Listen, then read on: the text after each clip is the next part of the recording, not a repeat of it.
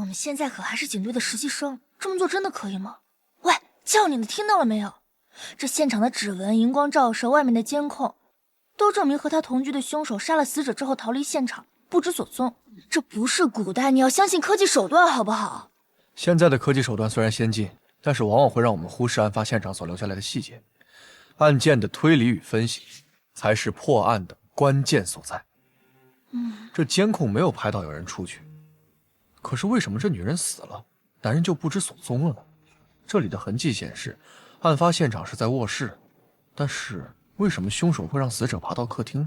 会不会凶手是心理变态，故意折磨别人？不对，应该是凶手作案的时候有事情打扰了他。可是有什么事情会比杀人更重要呢？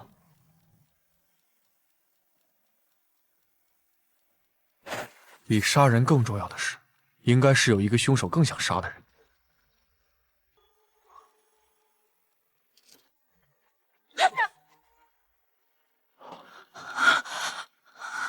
别怕，你一个学音乐的高材生，来督察队真是屈才了。你一个美院的不也是吗？还不是为了陪你吗？看来真的是感情纠纷，凶手应该是第三者，但是监控又没有拍到有人出去。哇，凶手可能还在房间里。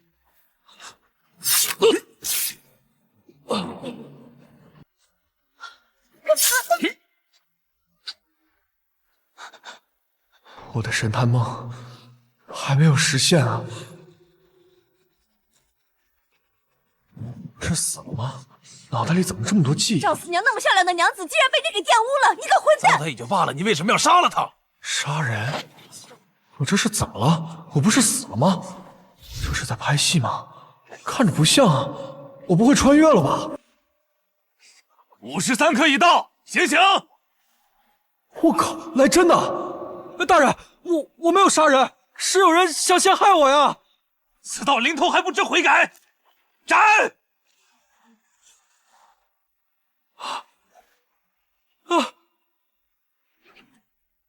刀下留人！刀下留人！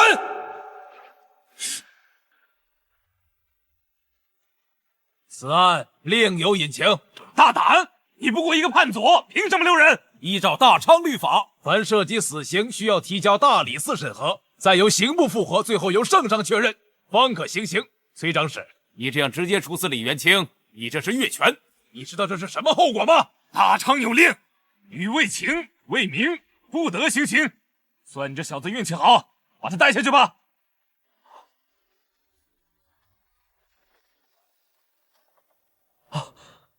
恩公，多谢恩公救命之恩，还不知恩公怎么称呼？免贵姓狄，名萧杰，字怀英。狄萧杰，千古神探，不知恩公找我所为何事啊？元清啊，关于此案呢，还是有不少疑点的。我有几个问题想问问你。还有，恩公2个字我可当不起，你还是叫我怀英吧。你刚才叫我什么？元清？你刚刚被捕的时候，你不是说你叫李元清吗？我靠，我穿越成李元清了，那以后跟着狄小姐不就有破不完的案子了？就是不知道梦竹是不是也穿越了。梦竹，我好想你啊，我好想逃，却逃不掉。哎，发什么呆呢？没什么，恩公啊，以后还请多多指教。这人说话怎么奇奇怪怪的？我以后还和他多多指教什么？他还能帮我破案不成？恩公，您能不能跟我说说案子的具体情况？我这些日子受了风寒，有些记不太清了。我记得当日啊，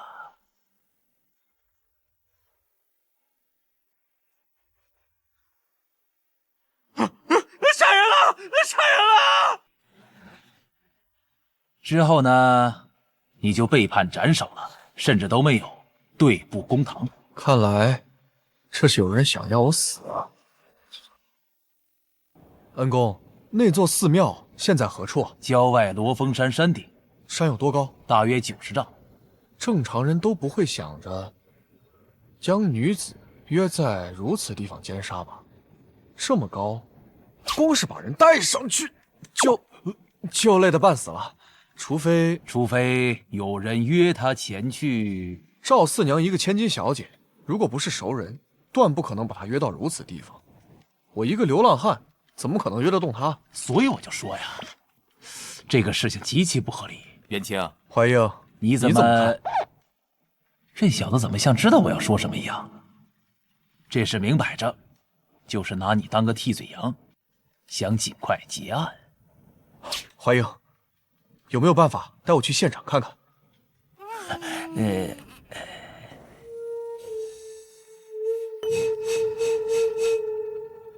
你来把衣服换了，快点。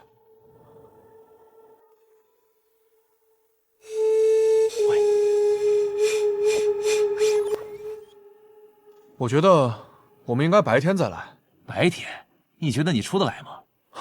也对，就是可惜了今天白天那场雨，这外面的线索都被冲刷的差不多了。有什么发现？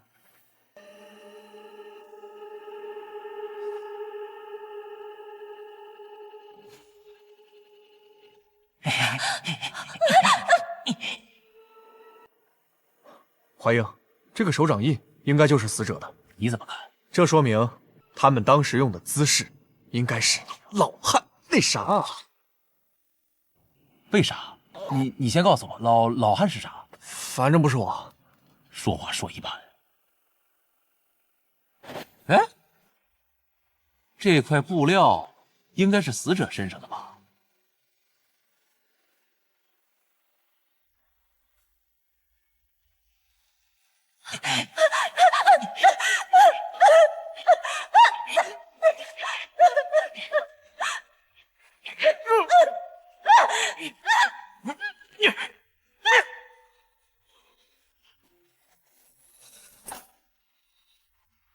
元清，干啥呢？怀英，正常寺庙里的香炉有几个？2个呗。你看看。哎，怎么少一个？快找找。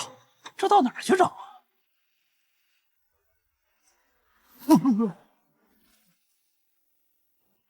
元清，我们要不先走吧？要不然天降神罚了。你怕了？我这是尊重神明，谁跟你说我害怕了？我知道了。保佑！怀英，找到了。元清，你今儿算立了大功了啊！来，香炉给我带回去。哎，等等，你觉不觉得这个香炉有哪里有点奇怪？香炉？这个香炉是杀害死者的凶器，按理来说，凶手在行凶的时候，里面的香灰多多少少都会洒出来一些，但是里面却是满的。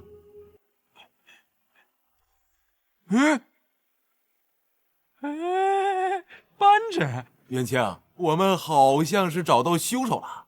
但是这香炉上的指印怎么这么奇怪？怎么回事？李元清越狱了。你妈！刚才有贼人闯入狱中行凶，牢房关押的李元清遇害。结果，当我们验明真身之时，发现死的不是李元清。滚！阿华，对不起。都怪我。不怪你，是这背后之人想要你的性命啊！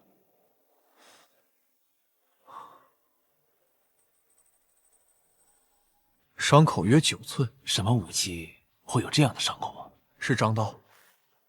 怎么回事？我怎么会对武器这么熟悉？这种武器，寻常百姓家可用不起。是赵家，我们汴州只有赵家能用得起这种华而不实的东西。李小姐，你区区一个判佐，私自带死囚越狱，该当何罪啊？我带他去辨认现场，有什么问题？辨认？这案子都结束了，无需再查。还是你在质疑本官？没错，我就是在质疑你。我质疑你昧己蛮心，我质疑你无辨是非，我质疑你因缘为师。李小姐，你不要血口喷人！别以为河南道主不识器重你就可以诬陷本官。监令大人，您先别着急啊，你越过圣上私判死刑，先好好解决你手里的麻烦吧。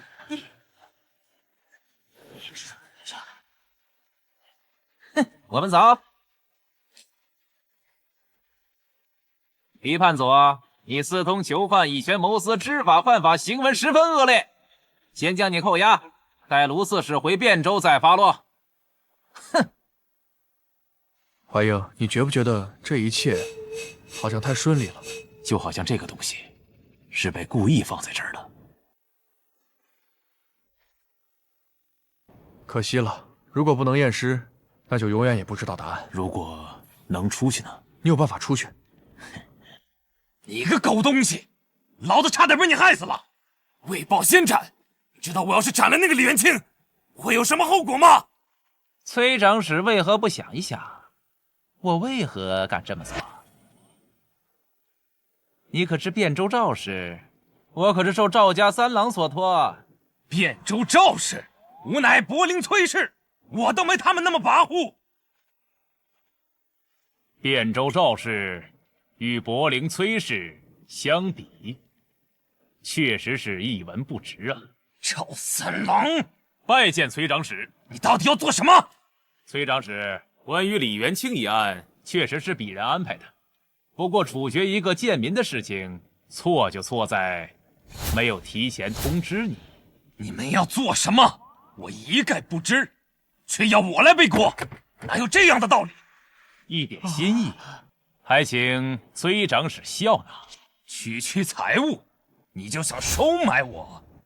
我什么大风大浪没见过？小子，得加钱啊！崔长史，这样你是否满意了？此事作罢，如有下次，我崔某人饶不了你们。那鄙人就多谢崔长史了。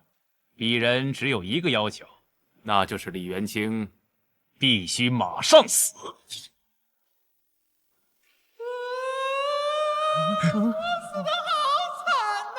我怎么听着像赵四娘的声音？别吓我！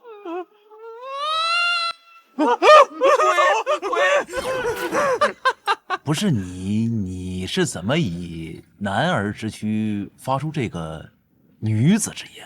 我前世可是合唱团的王牌，吹拉弹唱样样精通，区一个女生怎么能难得到我？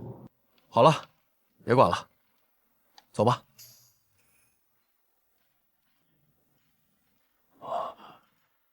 我跟你说，我就一直感觉有点奇怪，这赵四娘怎么可能下葬这么快啊？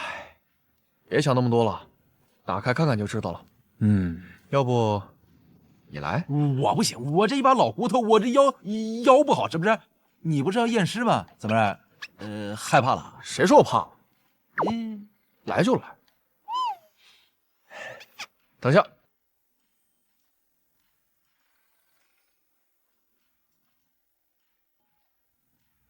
上北下南左西右。哎呦，搭把手。1、2、3 ，1、2、3啊！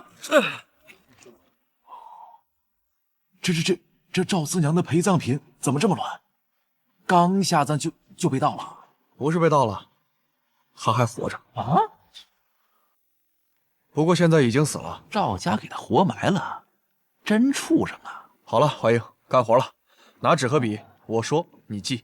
死者赵文玉，女子，两眼合，唇口黑，皮开露齿，牙龈出血，四肢发白，符合窒息死亡的特征。手部有淤青，说明生前被人殴打过。指甲暗青，指甲缝里有木屑，有血迹，应该是想打开棺材盖。颈部有指印，掐痕，为何看起来那么像一个女子的手印？上身无不良痕迹，阴门完好。他还是处子之身啊！我看这并不是什么强奸凌辱案，此案另有隐情。怀英，你怎么看？不是你是什么意思啊？哪有什么强奸凌辱案，不过是为了找替罪羊而已。我想应该是赵四娘正好撞见了凶手在做坏事，凶手为了掩盖真相，将他杀人灭口而已。那不对，这杀人和凌辱都是死罪，他为什么要给你强加一个罪名啊？这凶手他为什么要这么做呢？他不知道一个女子的名节有多重要吗？名节？对了，一定是名节。凶手一定是不想让她葬入赵家祖坟。那更不对了，她都嫁过人了，她为什么还有人要害她呢？赵四娘已经嫁人了。对呀，她2年前就已经嫁入王家了。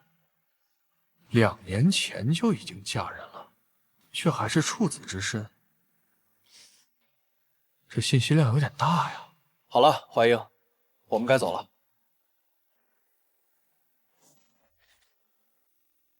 怀英啊，糊涂啊！此囚犯你怎么敢带出去啊？你难道不知道你这么做会被连坐吗？大人，我已经确定袁清他肯定不是凶手。是不是凶手重要吗？你现在私自带人越狱已经是板上钉钉了，我看谁还能救得了你？大人，大人，哎，袁清，你说我还能怎么办？别担心，车到山前必有路。怎么着？你还能有办法让人把咱俩捞出去？算算时间，你那贵人应该差不多快到汴州了。严尚书，稍息片刻，汴州很快就会到了。稍息片刻，稍息片刻，稍息片刻！我要马上到汴州见到我的怀英。是不是想知道我为什么亲自过来送这个文书吗？我在汴州有一位故友，2年前我在河南任什么使的时候，遇到了一位治世奇才。那人可是狄小姐？怀英可是这世上难得的人才呀！想不到严尚书对此人评价如此之高。那个名叫狄小姐的汴州叛左，不对，很快就是汴州法曹了。到底是何方人物？我想有件事儿你得了解一下。怀英这个人眼里容不得沙子，难免遭人嫉妒。咱们速速到汴州替他解围。是。尚书大人，哟，你是哪个使啊？崔长史。怎么没见怀英呢？怀英他在大牢里，一定闲不住，又去审案了。大人，他是犯人。什么？犯人？是。你快带我见我的怀英！是大人，是快点！怀英，哥哥，你干啥来了？终于等到了，狄小姐的贵人，拜见严尚书。哎呀，你怎么知道我现在的官职啊？您身上的紫色官服就是您身份的象征。怀英啊，你怎么能帮助一个死犯越狱呢？哥哥，你还不知道我吗？我这眼里容不得半粒沙子，我更看不惯这个蒙冤入狱，更不希望有人因此事而丧命啊！我看这个案子有蹊跷啊！尚书大人，请勿听信谗言啊！此案一闭门。你不知道我跟怀英是忘年之交吗？我是来听你的还是听他的？既然双方各执一词，我看不如重新审理此案，意下如何？有道理。庶民李元庆，你强奸杀害王门赵氏4娘，好好说话，速速从实招来。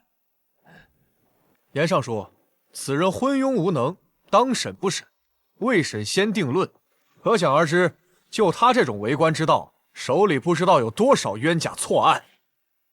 大堂之上无需多言，李元清，从实招来。我没有杀人，不是你杀的，你怎么会在案发现场啊？崔长史，我问你一个问题：我李元清一介草民，如何将死者哄骗到30多丈的悬崖里？崔长史，还是回到那个问题，以我的身份，连接触到赵四娘的机会都没有。就算有机会接触，那我是用了什么方法，让她乖乖跟我走呢？怀英，崔长史，李元清当时直至寅时一直在惠春坊，那是有证人可以证明的。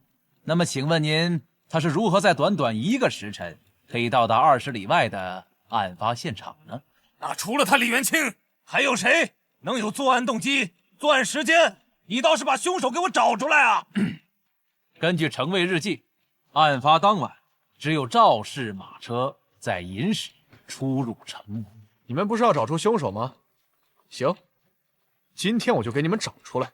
怀英，传赵氏一家，今日我便与他们当庭对质。你们可认得此物啊？你就是狄判佐吧？不知道你拿一块破布过来找我们是什么意思？这是我在案发现场捡到的。凶手在那儿呢，现场有什么东西，应该去问他。之前已经跟大人们汇报过了，他不是凶手。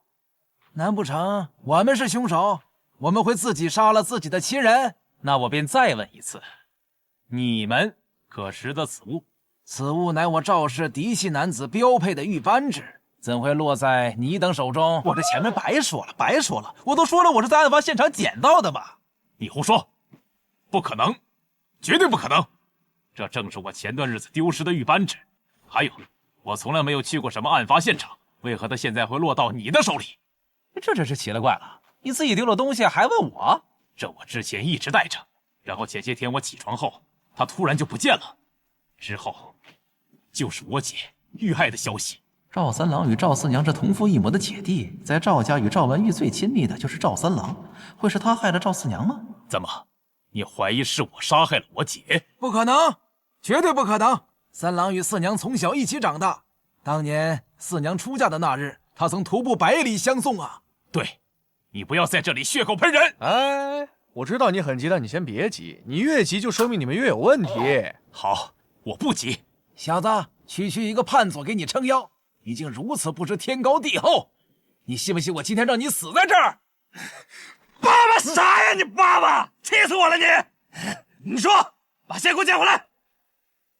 能不能让我看看你们的双手？如果我今天找不出凶手，我这条命随你们处置。我倒要看看你小子能耍出什么花样。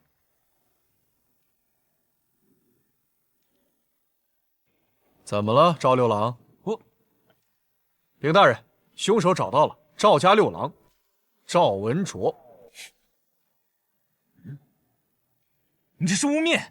我的手是前段时间受的伤，行动不便。错，你不愿意伸出来，是因为你的右手只有4指。我儿4指那又怎样？就能证明他就是凶手？不用着急，我自有办法证明。怀英，把东西拿上来。袁大人，请您将这个香炉拿起来试试。这也没什么蹊跷的，这不是人都这么拿吗？可赵六郎不是正常人，他的右手拇指断了，所以他只能这么拿。小子，你到底想说什么？拿起来！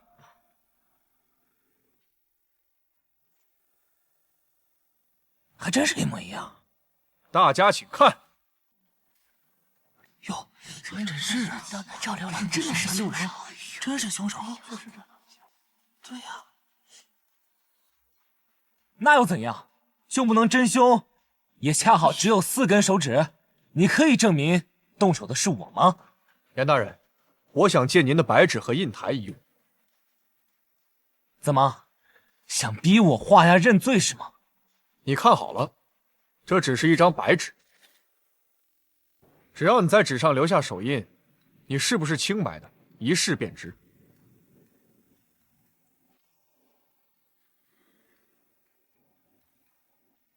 大人，您是个大画家，想必对图案有一定的敏锐。您看看，这就是一张白纸和手印儿，有什么好看的？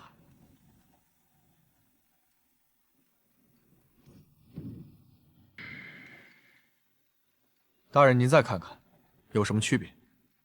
确实不一样啊，不都一样吗？你看这纹路，形状各不相同，有的弯曲如弓，有的圆润入斗。大人，您再看看这上面，有什么发现？一样，确实一样。李元清，你是怎么知道的？偶然发现的，我称之为指纹，而且每个人的指纹具有各不相同、终身不变的特性。终身不变的，那挺神奇呀。我明白了，凶手就是赵老六。你死！为什么要杀了阿姐？你还要侮辱她？没有，我只是杀了他，没有辱他清白。我没有。畜生！你放开我！我要替阿姐报仇！你为什么杀了赵四娘？放开我！我要杀了她！我告诉你，你可别打我了。打你！我恨不得现在就杀了你！到现在，你还有什么好说的？其实，你的儿子是我。什么？你跟那个贱人到底做了什么？在你眼里，他只是一个贱人，但在我心里，他却是无价之宝。还有你，若不是你偏心，素芝怎么会嫁给三哥？他本来就是属于我的。诸位，吃好喝好，来，啊，恭喜啊！祝你们喜结连理。好，来，你还嫌不够丢人吗？滚！贱人，我看见你就心烦。今天晚上我不回来了。你现在就走了吗？我看看你跟嫂子，你们怎么能如此伤风败俗？荒谬，简直荒谬！怎么办？我该怎么办？四娘要是说出去，三郎他不会放过我的。素芝，别怕，一切有我。而且我知道错了，我打算亲自到罗峰山顶的寺庙中，我向你们磕头赎罪。好吧，威胁我，都是你逼我的，不是故意的，都是他逼我的，是他逼我的，我没想杀他。你不是故意的，但你为什么要欲盖弥彰，将他匆匆下葬？你可知，你把他下葬的时候，他根本没有死。你说什么？既然王阿姐还没有死，那她到底现在在哪儿？被香露砸中时，他只是晕了过去，不过现在他已经死了。你到底是什么意思？为什么说王阿姐现在还没有死？后来有人来到他的墓穴里，把他给杀了。怀英，传尤素芝上堂。尤素芝，你可知罪？我何罪之有？是你后来又进到赵四娘的墓中，亲手把她给掐死的，对不对？你怎么知道？该死的毒妇！你还我阿姐命来！赵三郎，你冷静一点，这是公堂。他把我阿姐给杀死了，你叫我怎么冷静？尤素芝，只是你不知道，赵四娘就算被你双手掐住，双眼翻白，她还是没有死。后来赵四娘在关中醒来，她拼命的想要推开棺盖，她想活下去，可惜啊，4两之力难搏千斤，最终关内空气稀薄，她生生窒息而死。阿姐，四娘，阿姐，你就这么走了？阿姐，阿姐，古代的女子真是命运多舛，如果梦竹也来了这儿，恐怕日子也不好过吧。赵老六已经判了死刑，秋后问斩，陷害元清那些贪官也被关进大牢了。现在就剩下那个买通赵县令的，不知道跑哪儿去了。赵家害我差点被杀，别让我抓到他们把柄。上次来汴州的时候，没有领略到当地的风土人情。听闻汴州有个什么坊，惠春坊。啊，对，惠春坊是个特别好的地方。怀英啊，是不是领我们2个去那里玩一玩啊？体验一下。言上说，虽然我很顽皮，但是我从来不去这种地方。元清，你得到啊！去嫖娼啊？跟大哥在一起，那谁还能落下你吗？再者说了，咱们3个穿的是鸡毛装，都是男人，你装鸡毛啊？是不是？今天咱就这么定了啊！还没看过古代的高级会所，就浅浅去领略一下吧。外面等你啊！走。我不去，我不去，走。就这一次。没想到在这烟花之地还能听到骆宾王的歌呀！这几个美女真是国色天香啊！这大名鼎鼎的青楼，居然在表演小学诗歌，我就不陪你俩了，我先走了。什么？小朋友也来嘛！来，边儿去！这位娘子，你这琵琶可否借我弹奏一曲啊？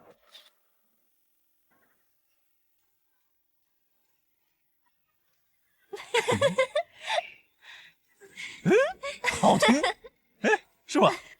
是啊。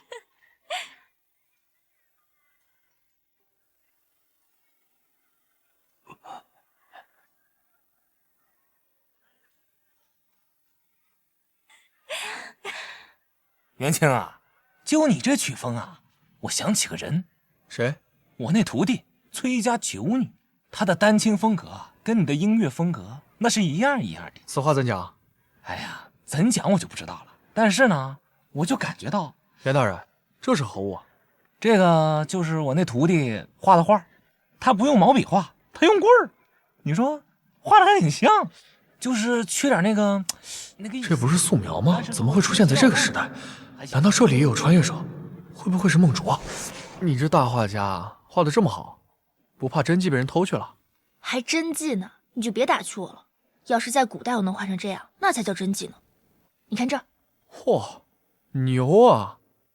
这一笔一画之间，居然还藏了你的名字啊！这可是我画的秘密，随他们偷去。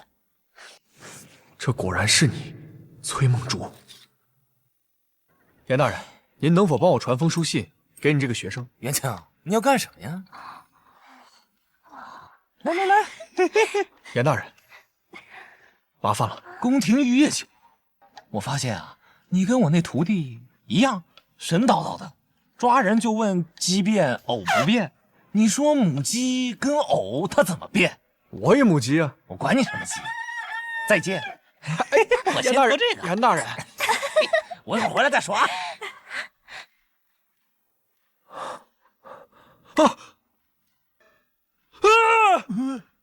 不是，你有病啊！大半夜不睡觉跑我这儿来。那严尚书身体是真好啊，他在我旁边嗷嗷叫啊，我就住他隔壁啊，那墙都快给我叫穿了。不好了，死人了！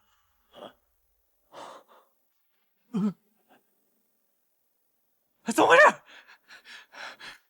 哎呀妈，这怎么还玩死一个呀？你们两个抓紧时间给我破案啊！我去就回。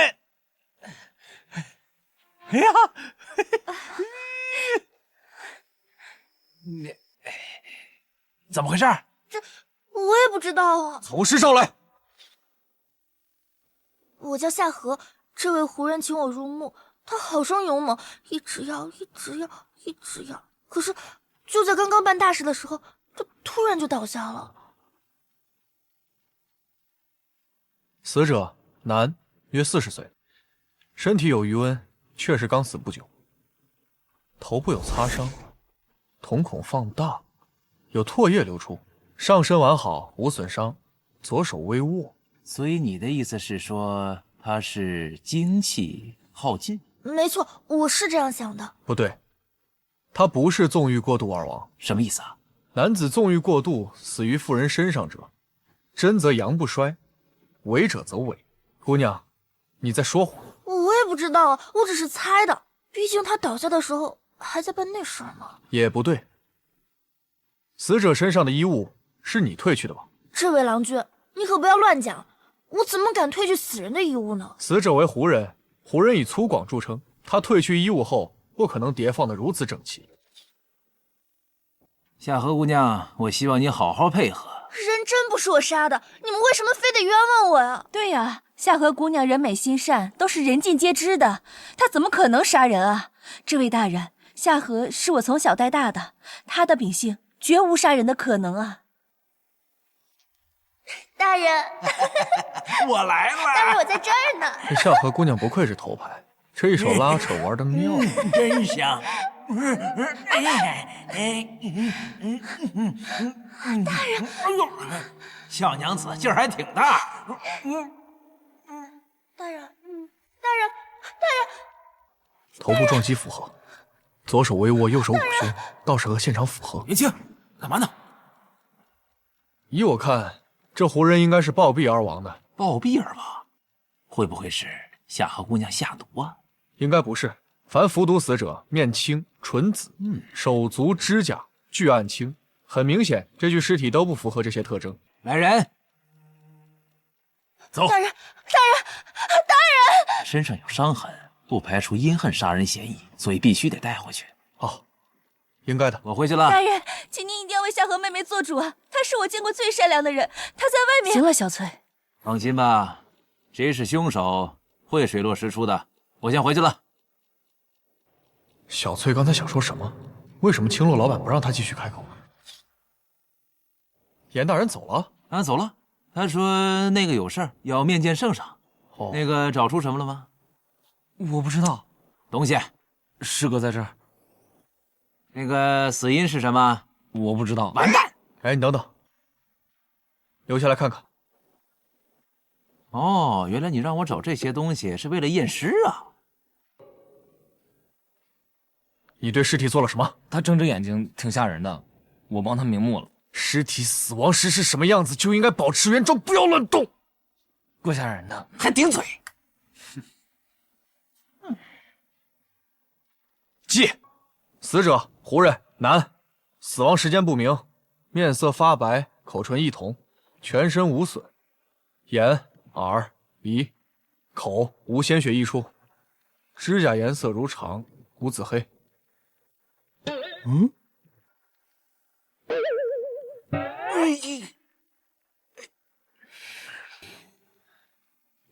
哎呦！骨道良好，无肿胀。这能说明什么呀？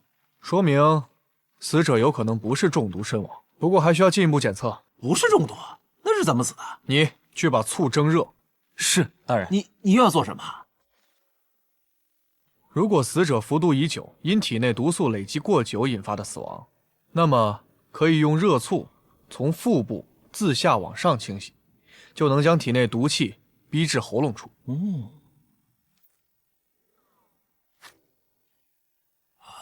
基本可以确定，死者不是死于中毒。真不是中毒？那他怎么死的？大人，心脏。啊？我知道了，他死于心脏病。心脏病？哎呀，就是咱们胸口跳动的那玩意儿，叫心脏啊。你的意思是说他那个心脏出问题了？对。就是这个结果，那夏荷姑娘是不是就可以洗脱罪名了？那不行，这好歹是个杀人案，你必须得给我找出一个凶手来。我跟你说，你这个心脏病说法，你别说地方官府不承认，连我都不承认。不是，哎，你们什么狗屁歪理啊？难道无辜的人也必须要编好罪名吗？除非你找出证据，能当庭为他翻案。啊、行，我知道了，我们先去看看夏荷姑娘。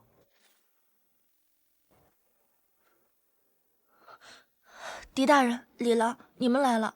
狄大人，请问我什么时候能出去？现在还不行，现在还没有排除你是凶手的嫌疑。可是我真的不是杀人凶手啊！你们怎么就不相信我呢？哎，这每一个坏人都说自己不是坏人。明明没有杀人，却必须承担杀人的罪名。元清，走了。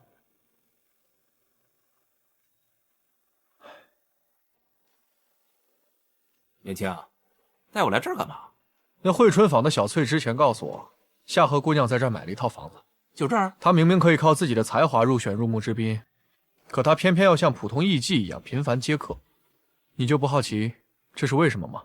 风尘女子还能为了什么？为了钱呗。走吧，进去看看，你就知道了。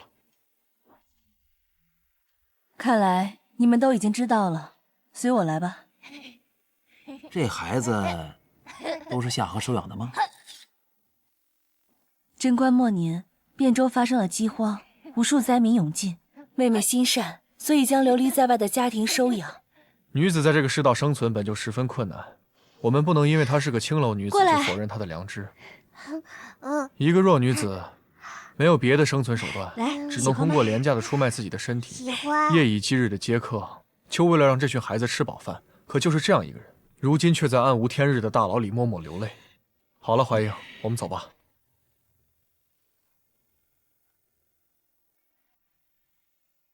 打听清楚了，夏荷姑娘最近失踪，是官府怀疑她杀了人，被关起来了。夏荷姑娘是个好人，那些官差凭什么说她杀了人？等等，你刚才说夏荷姑娘在惠春坊工作，我之前还以为夏荷姑娘是个富家女儿，想不到她资助我们的钱居然是……田七，你去哪儿？我去给夏荷姑娘顶罪，就说人是我杀的。等等，我也去，我们一起去。刚刚问过夏荷姑娘了，她根本没有去过后厨，所以根本没有机会在后厨里下药。我们肯定是清楚，问题是该怎么说服卢刺史啊？狄法曹，惠春坊杀人一案凶手自首了，此话当真？是。胡闹，简直是胡闹！你们这一群人都说自己是杀人凶手，那100个胡人够你们杀的吧？夏荷姑娘帮助了别人，自然有人念她的好。又是你，卢大人，你有何事？卢大人，我想请问，如果我证明了胡人是自然死亡的，那是不是就可以还夏荷姑娘一个清白？胡人死在夏荷的房间，当时又没有外人，他不是凶手，还会有谁？我说了，胡人是自然死亡，自然就有证明的方法。好，既然你能证明，那我就如实上报，放了夏荷。我倒要看看你今天能折腾个什么出来。卢大人，我还想请几位见证人。随你吧，挑多少个都没问题。好，请卢大人宣县里最好的郎中，还有验尸官张三入堂。哦，对了，还要一把刀。可以。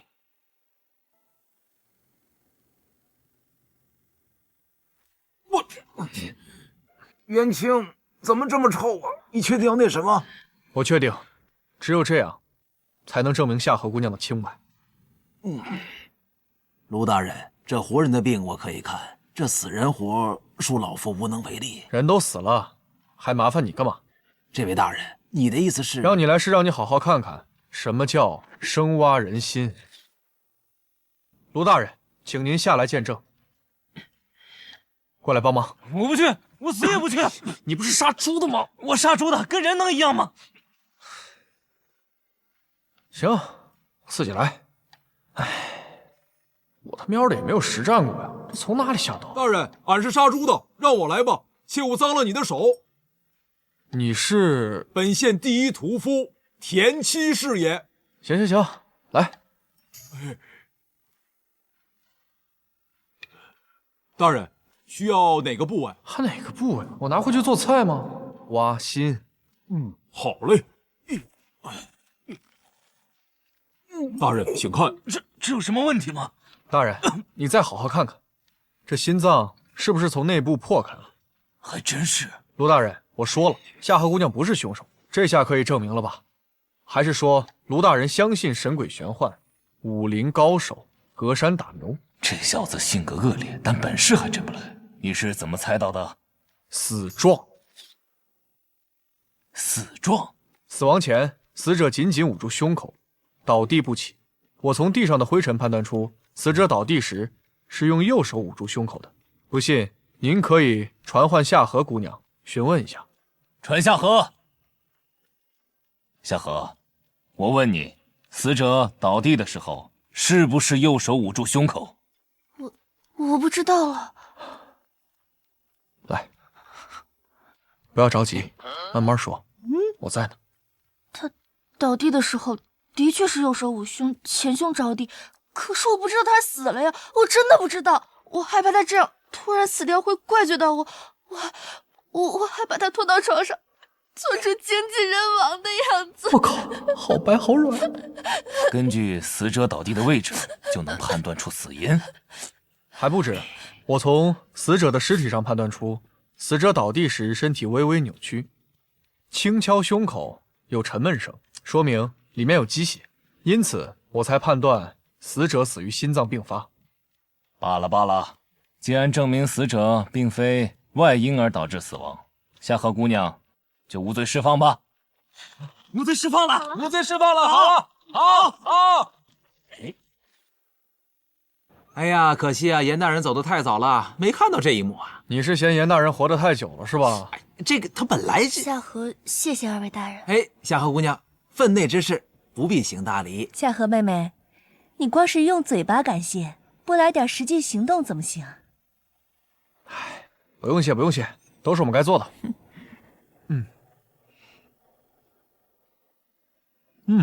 这就好。大人，梦竹，想不到你还有这一面，梦竹。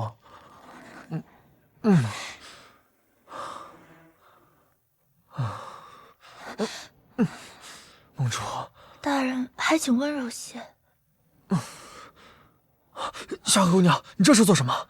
大人这是怎么了？是小女哪里冒犯到大人了吗？没有没有，只是我已有心仪之人，方才错把你认成他了。夏荷不知，我只是一个青楼女子，一心只想报答大人，不祈求大人怜爱，还望大人恕罪。我爱，正好我也有疑问你，是否有考虑过转型？转型？就是卖艺不卖身。这我知道你在犹豫什么，不过你放心，别人会的东西我会，别人不会的东西我也会。那阿奴便相信郎君了。这样，你再叫几个姐妹，只要你们学会，我保你们迷倒天下公子。Yeah, 1, 2, 1, 2, 3, 4。嘿嘿嘿，你是我的宝贝，想你的滋味。岩本燃那老头，那封信能不能帮我传出去也是个问题。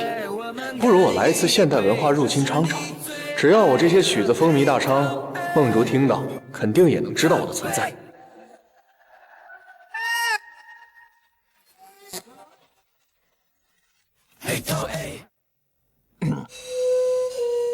这么大的味道，这井怕是有问题吧？去把李元清给我请过来。怎么回事？元清，这井里有股味道，可能是有问题吧？尸体的腐臭，不知道是动物的还是人的，怎么还不打捞上来啊？我们这儿的人都不敢下。哼，那我下吧。郎官，你怎么在这儿？是你？郎官，看你这么为难，是不是下面有什么东西？啊，有具尸体。那俺来吧。哎，你能行吗？没问题。哎，小心点啊！好，注意点安全。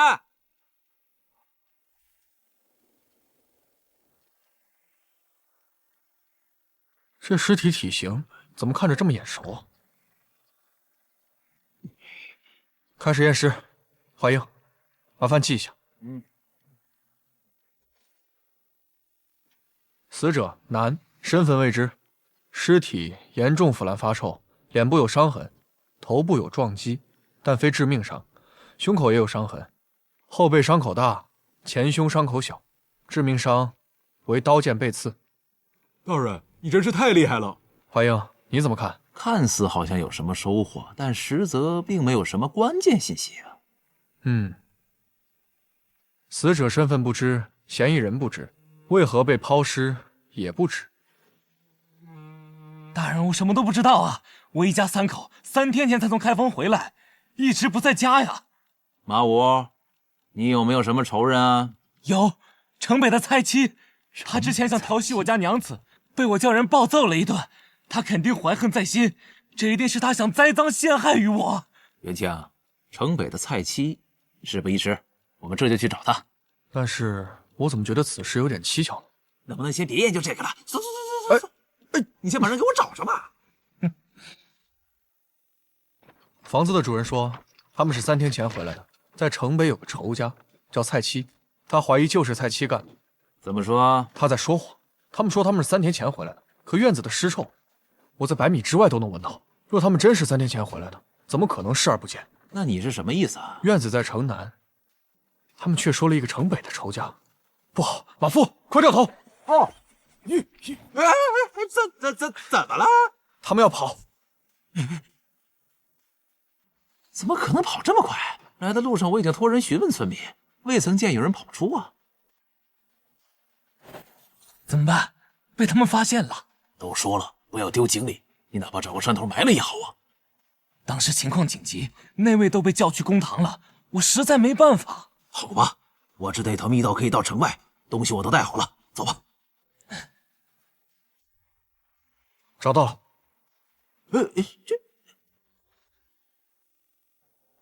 大人，您真是神了，这密道都能被你找到。好了，别捧杀了，以后我叫你，你来就行。行，大人只要吩咐，田七义无反顾。等会儿，哦，前面有人。你怎么知道？我也不知道，直觉吧。这副身体好强的战斗直觉。2打1，算什么英雄好汉？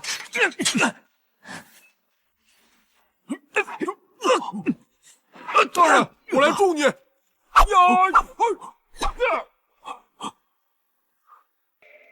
先让他绑起来，我们继续追。好。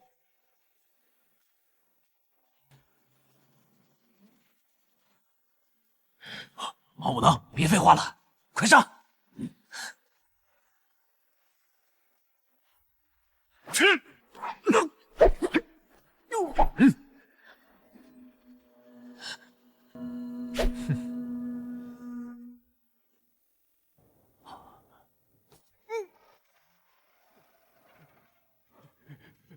我还以为你要吓跑了呢。那不能，原来你功夫这么厉害呢？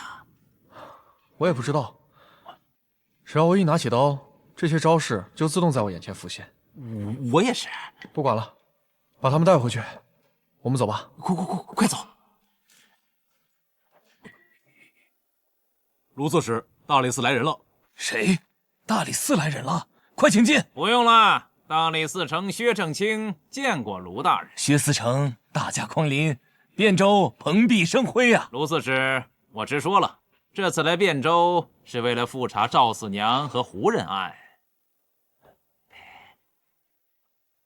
你是谁？刚才做什么去了？我？他是李元清，陪我一同去查案。什么案？杀人抛尸。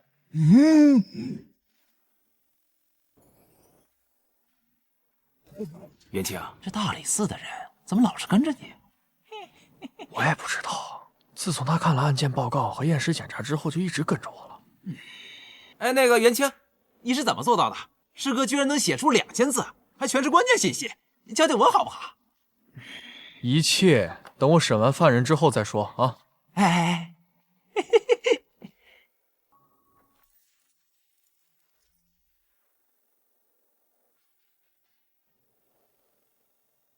那房子不是你的吧？你都知道了，为何还要问我？我只是想听听你的心里话。你已经是死罪，还想隐瞒什么？我都已经要死了，说什么还有什么用？一切都已经晚了。好啊，那你就去死啊！正好让你家里的阿母帮你收尸，我会告诉他，他儿子是条忠心护主的狗，他应该会为你感到骄傲。能不能不要告诉我阿娘？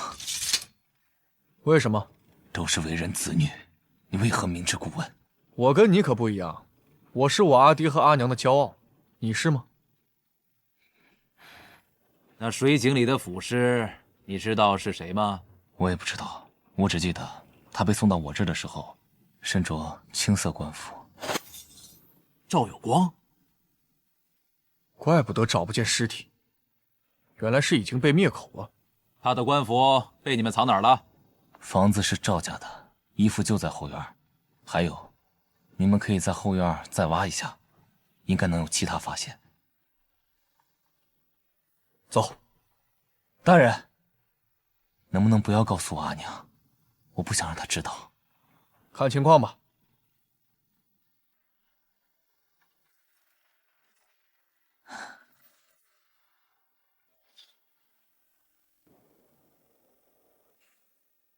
这也是个可怜人呐。可怜吗？那些被他无辜杀害的人才可怜。有事吗，诸位？赵县令赵有光已经死了。什么？死了？他怎么死的？你猜？我小孩子呀，还猜？三郎，你应该比我清楚，赵县令是怎么死。大人，你这话什么意思？我看上去像杀人的罪犯吗？哎，我可没说你是杀人凶手，不要自己对号入座哦。你。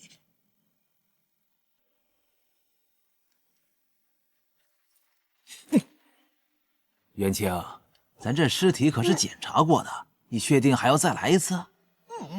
我们知道他是赵有光，但是我们还需要证据。手套给我。我？不然呢？你不是想知道我怎么办案的吗？正好让你参与一下，体验体验。这喉管部位的颜色和其他地方不太一样，上次在户外还没发现。不对劲，小刀给我。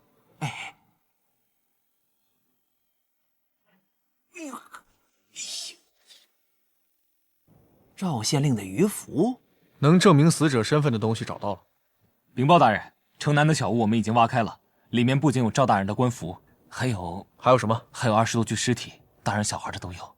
好你个赵家人，我这次不把你们通通送上路，我就不姓李。元清，我们现在可没有十足的证据，那我们可搬不动赵家呀。放心吧，我自有办法。你忘了上次我们是怎么进到赵四娘的墓里的？你不会又要……嗯。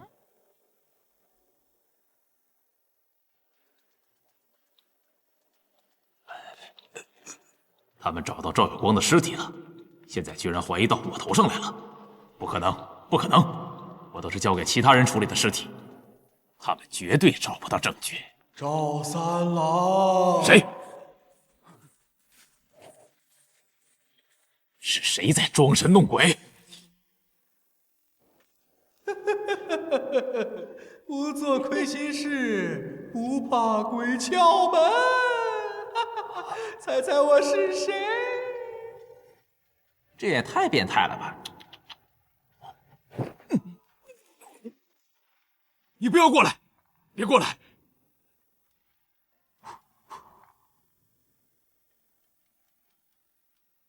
你别找我呀！你要怪就怪那个李元清，如果不是他咄咄逼人，不然我怎么会杀了你呀？我不是故意的，你放过我吧！啊！你不仅杀了我，为什么还要杀了其他人？不关我的事，那是我的父亲为了城南的那一片房产，才灭了几户人家。你要找，去找他，你别找我，冤有头债有主。找他，去找我父亲啊！搞定了！你放过我！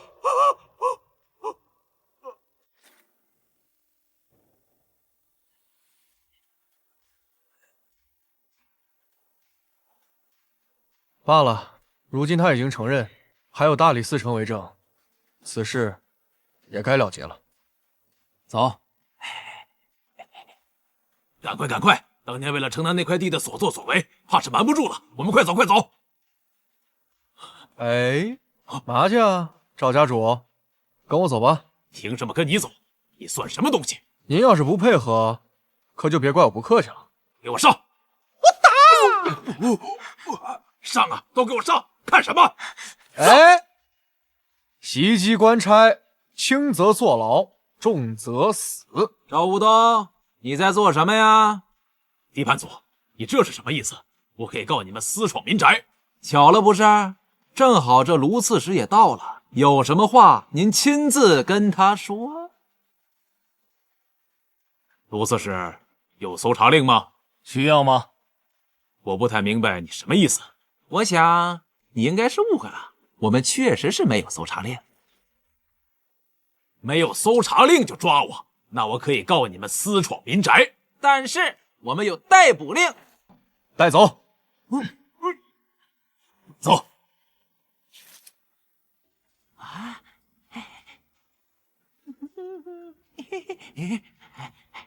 你怎么有空过来了？赵家的案子处理完了？哎呀，没想到这么的顺利呀！怎么说？这个赵家被抓以后啊，城南所有被欺压的百姓都纷纷过来作证，铁证如山，包括赵家家主在内的所有嫡系，择日全部问斩。不是不报，时候未到。这赵家做的孽也该还了。哎，那个大理寺的薛正清呢？他跟完这个案子，拿着卷宗回长安了。这样也好，这赵家害我不浅，是时候让他付出代价了。喝点儿。喝呀，这么好的事情为什么不喝呢？来来来来来来来。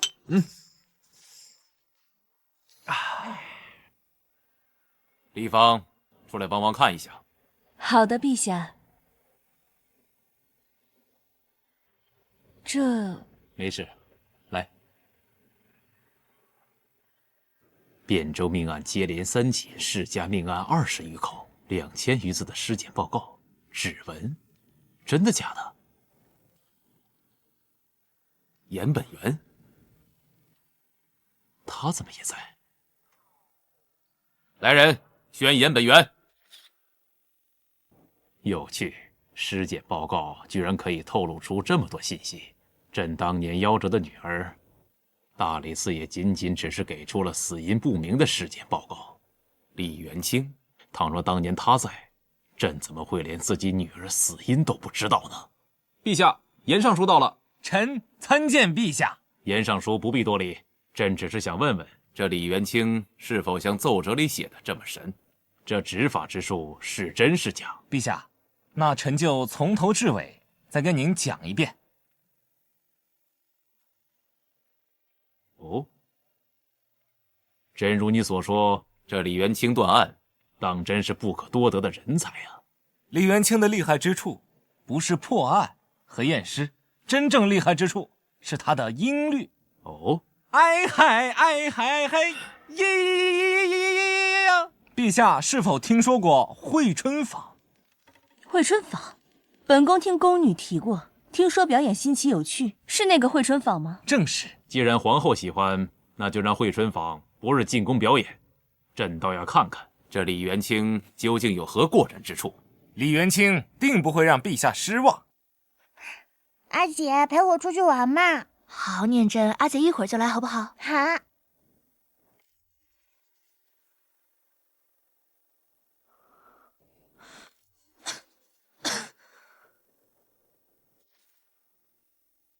念真，你带你阿姐去哪儿？阿爹，我让阿姐带我去看花灯。胡闹！你阿姐身体虚弱，怎能带她到处跑？爹，我没事的。梦竹，你一场大病过后，身体一直虚弱，有时还会说一些胡话。你带念真出去可以，但一定要当心身体啊。嗯。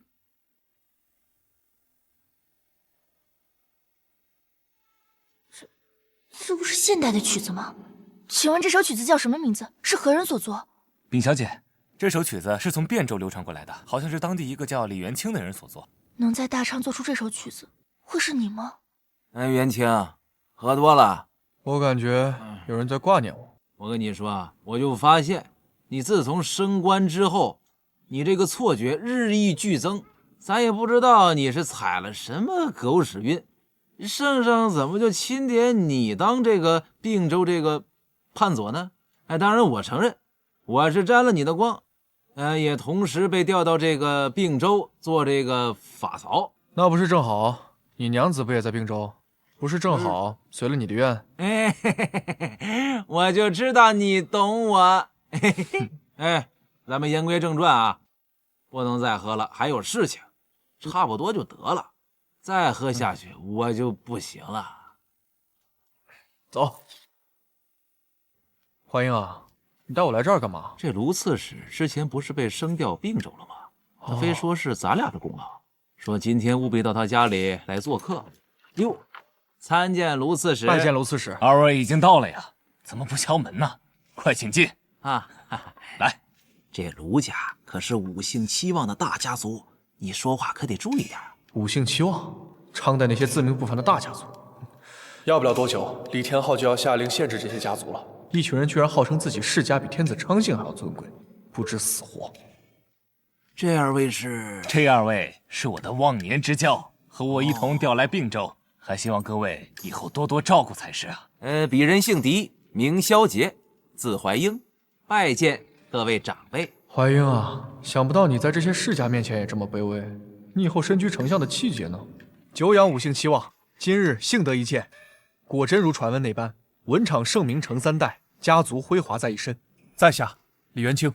这是给我做了一首诗啊，妙啊，果然是好文采。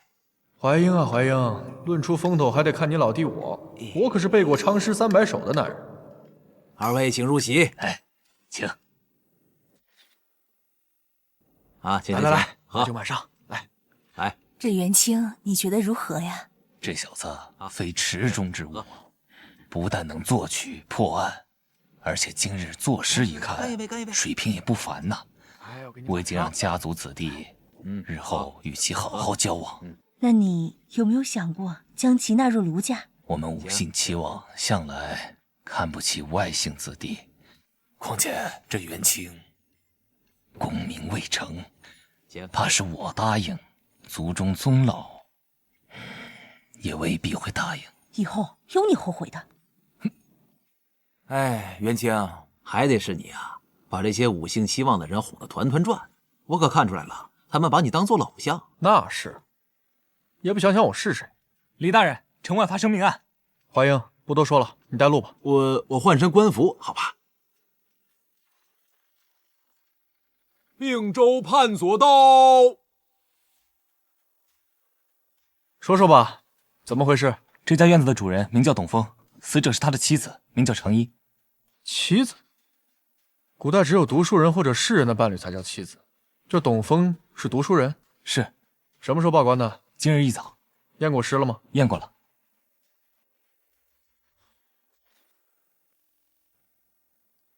你们仵作赚钱还真是简单呀！走吧，带我们去看看尸体。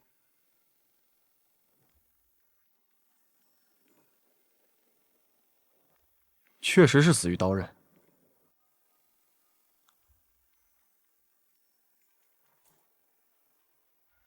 看样子这里藏过人呢。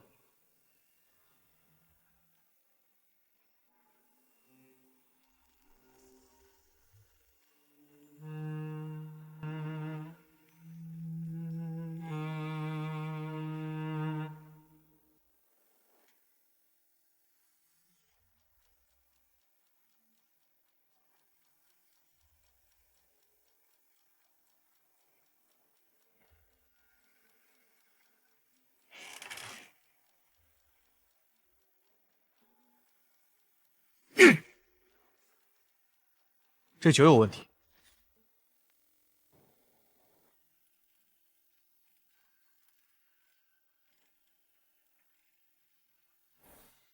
蒙汗药，董峰在哪儿？已关进大牢。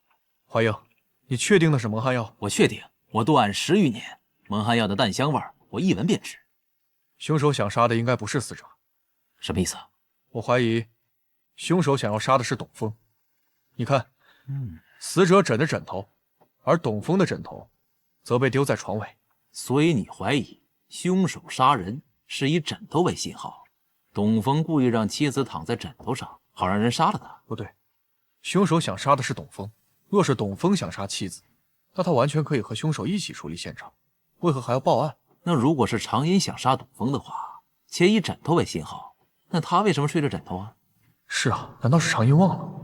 董峰出去尿尿，凶手从衣柜出来，等等，出去尿尿，我知道了。你又知道什么了？怀英，我们去牢里看看那个董峰。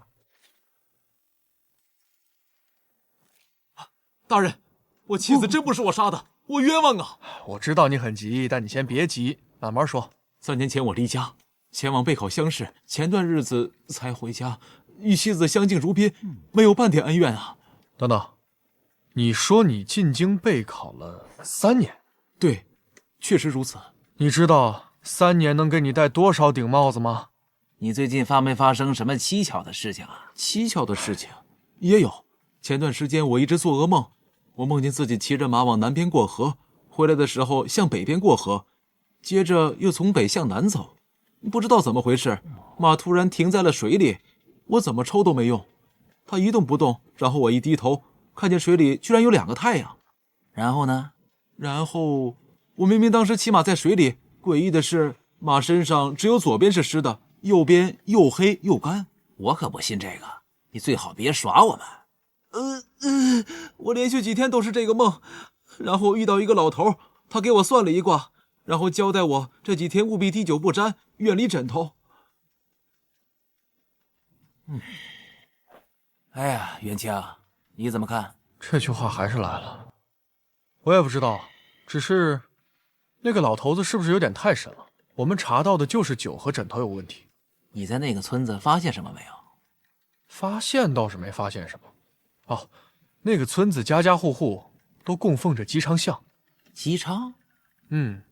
商议乃姬仓所著，难道这村子真有玄机？元清，回去查点东西，案子你继续查啊。你们2个把这院子里的人都给我抓，请过来。我有些问题要问他们。是。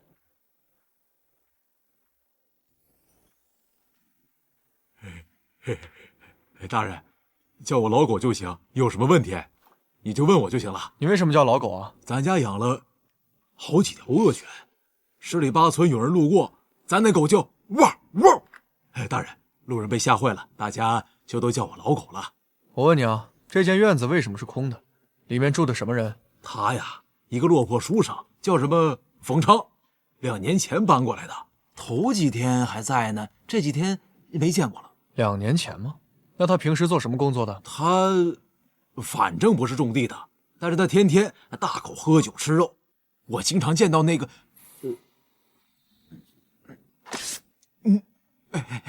大人，我经常见到那个女人来他家吃饭。哪个人？那就是死了的那个女人啊，大人。多谢你了，今天帮了本判佐大忙。大人，果然，那常因出轨冯昌，2人以有人出门和枕头为信号，想提前在酒中下药杀了那董峰。只是没想到，这董峰听了神秘老头的滴酒不沾和远离枕头，这才逃过了一劫。只是这冯昌不知现在在何处。这是在古代，我要怎么才能找到他？这冯昌昨天找了一天也没个线索，也不知道怀英去干嘛了。元清，元清，嚯，你昨天晚上做贼去了？我先不跟你废话了，我找到凶手了。什么意思啊？我跟你说，我昨天晚上一晚上没睡，我研究《周易》《易经》，我把董峰的梦给解开了。不是，你跑去研究那玩意儿干啥？你看啊，这董峰做梦，骑马往南边过河，这回来又往北边过河，在这个《周易》8卦之中，坎为水，且正是北方之卦，原卦象应该是坎下坎上，而离居南位，应该是这个暂代为马。他梦到南北变更，这说明是一个变卦，坎卦变离卦。能不能说简单一点？这么费劲呢？这个坎卦2阴1阳，离卦为2阳1阴，相乘一位，卦象显示离下坎上，是为既己卦，明白了吧？你猜我懂了没？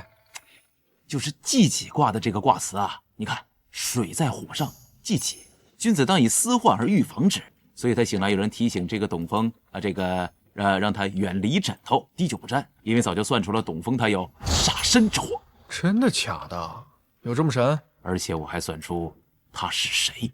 那你倒是说说，凶手是谁？冯昌。你怎么知道这个名字？这个董峰不是做梦吗？他梦见这个马左湿润，右边干燥，乃为水啊。左水有马，乃为冯。天上有2个太阳啊，乃为昌，故而为冯昌。你这凶手倒是和我调查的一样，但是我们知道他叫什么也没用啊，我们不知道他在哪儿啊。这个兴许我有个办法。来，这第一卦2面无字，是为少阴；第2卦3面有字，为老阴；第3卦又是少阴，此卦为乾宫天地否。本案有变数，需要变卦。这变卦为老阴和老阳对调，乾为天，坎为水。今年是丁己年壬寅月丙申时。他在西南方向水中的船上。这他妈也行啊！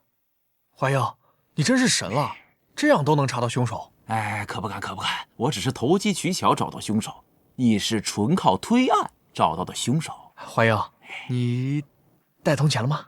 带了吗？怎么了？你帮我算算我未来的妻子在哪儿？拿去自己算，切记心诚则灵。崔梦竹啊，崔梦竹，现在到底在哪儿？这卦象上，现在的你啊，得小心谨慎，不要意气用事，凡事要等万事俱备之时，方可终成眷属。但是这个卦象上有显示你的妻子是个大家族之人，你可得努力呀，不然就凭现在的你，连普通的士族都不一定看得上你。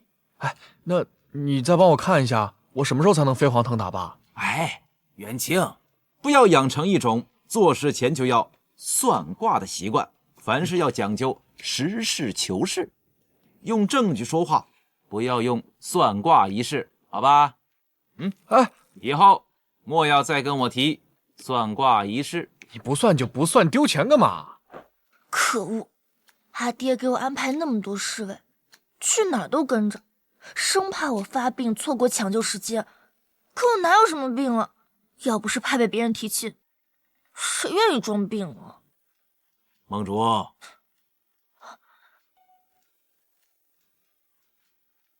爹，这是严尚书前段时间写给你的信。盟主，你好好休息，阿爹先回去了。老师给我写信干嘛？莫非让我去长安帮他画画？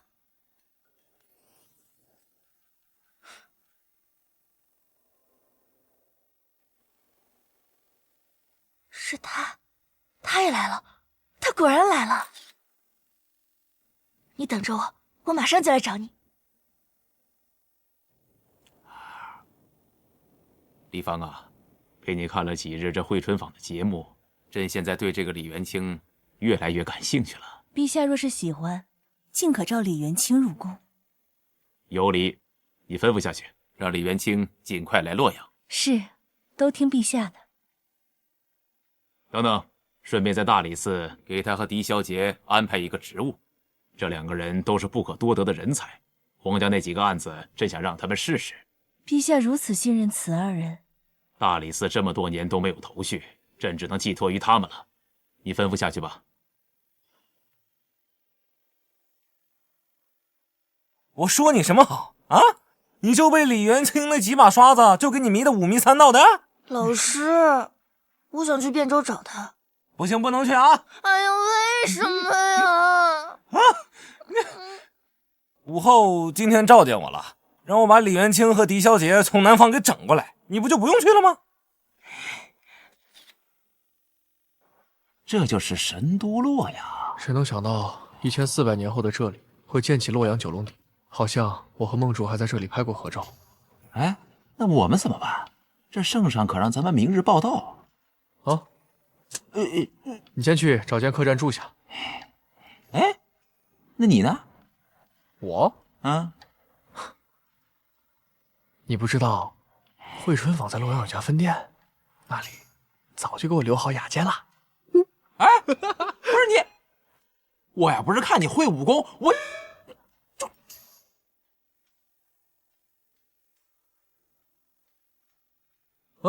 来，哎，你去严府告诉严大人，就说元清已到洛阳，住在惠春坊。好。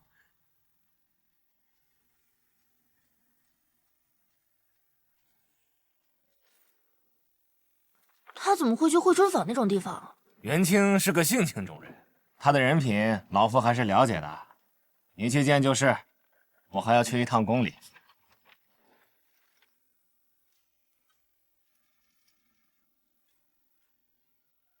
请问，我能上台演奏一曲吗？自然可以。李公子的才华早已传遍我们惠春坊，您愿意上台，甚是欢迎。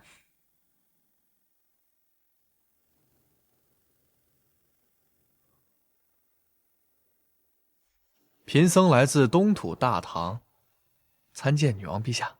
玉帝哥哥，咦，肉麻死了！我也觉得，以后还是别叫了吧。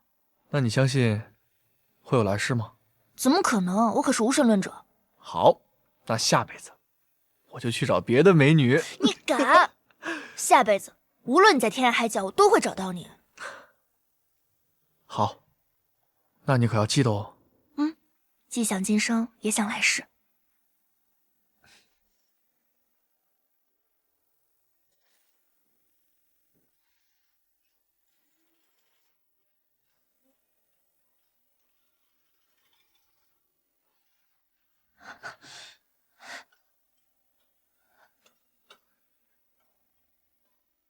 悄悄问圣僧，女儿美不美？女儿美不美？玉帝哥哥，别来无恙啊！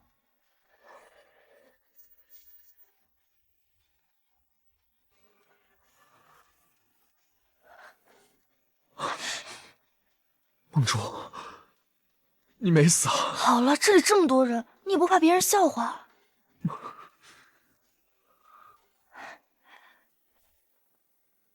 你哭了？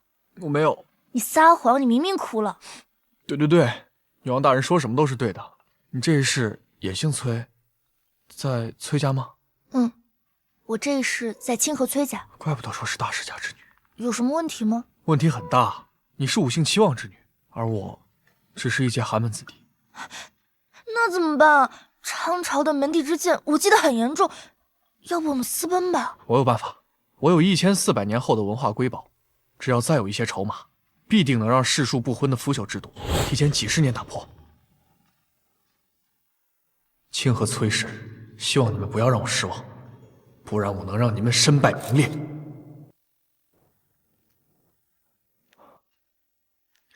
老婆，你先回家吧。为什么？想什么呢？我明天就要进宫了，不知道待多久。好啊，你可别给我带个什么公主回来。不会的，你知道的，我有你就够了。等你出宫，一定要来我家提亲。放心吧，我一定不会忘记的。陛下，元清待到，让他进来吧。草民李元清参见陛下。不必多礼，起来吧。并州到洛阳，路途遥远，一路辛苦了。谢陛下关心。丽芳，李元清来了。是吗？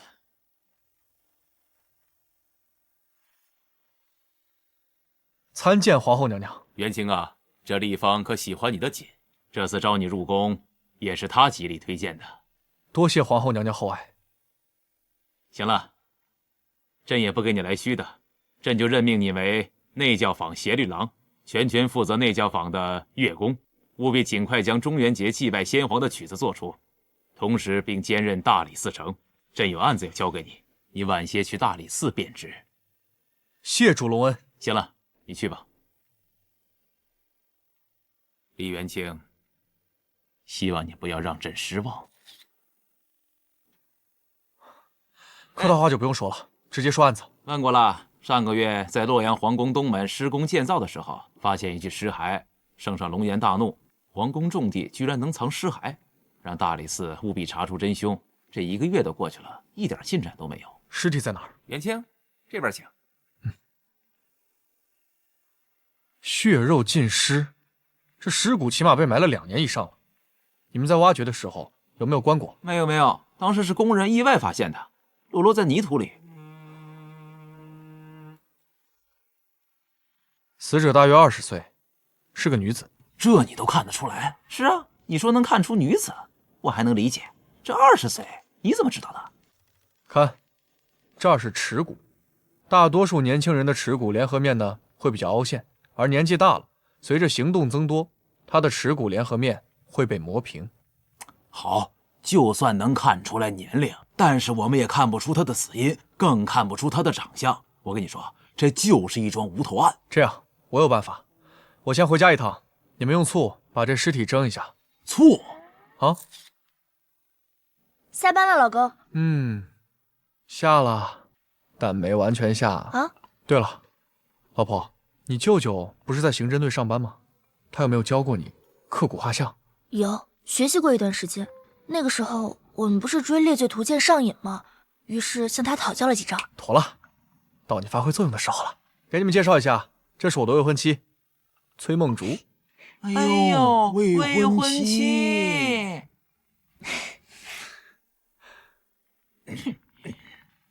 蒸了多久了？1个小时了，按照你说的，放在阳光下面。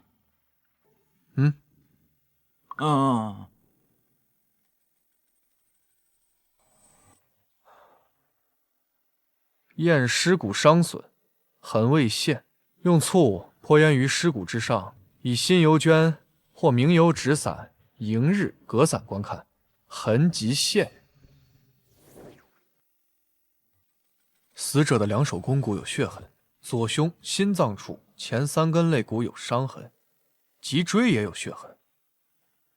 元清，看没看出什么端倪啊？死者死于殴打，致命伤就在于胸口处，是重物所伤。梦竹，该你上场了。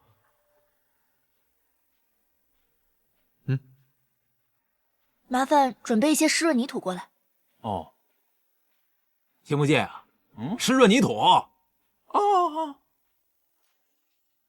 颅骨复原是建立在面部软组织厚度的大量统计学基础上，首先，你要明确几个最基本的标志点：发髻、眉间、鼻根、人中、唇沟、眉中央、眶缘、下颚角，再然后根据骨骼各处特征去构思连线模拟。他的头盖骨前额较陡，说明发际线较高。其次，下颚骨突出，整体脸型应该是瓜子脸，上颚骨比下颚骨突出1厘米。我的个神呐，这是什么技法？这画中女子似乎在哪里见过。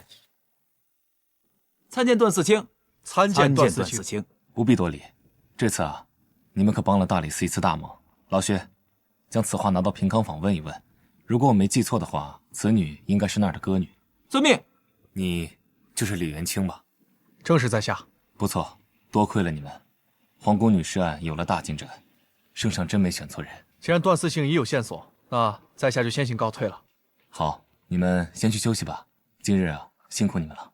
夫君，你可知道严尚书给我写信，我的侄女崔梦竹和那李元清可是情投意合呀。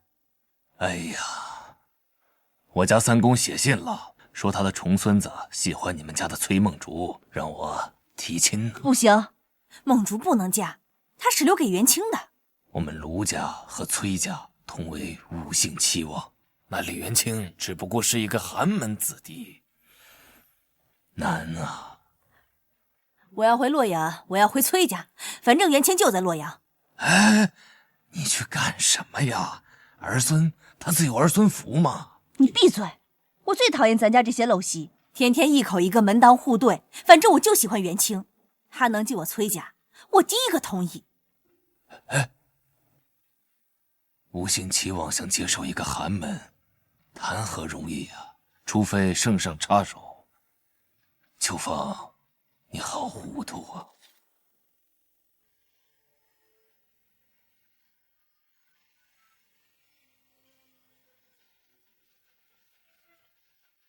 这笛声倒是让人听着十分舒服。哎，听着真不错呀。那李元清才华出众，这次的曲子定不会辜负陛下所托。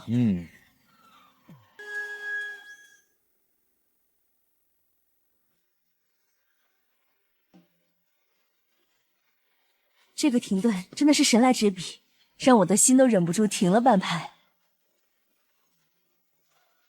想不到世间具有如此奇妙的音乐，让人听着心旷神怡。好，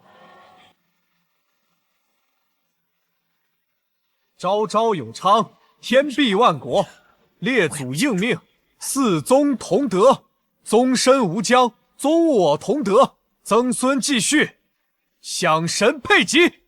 好，好一个朝朝有昌，天庇万国。李元清，你做得很好，朕大大有赏。谢陛下。朕知你有才，未曾想如此甚才。说吧，爱卿想要什么赏赐？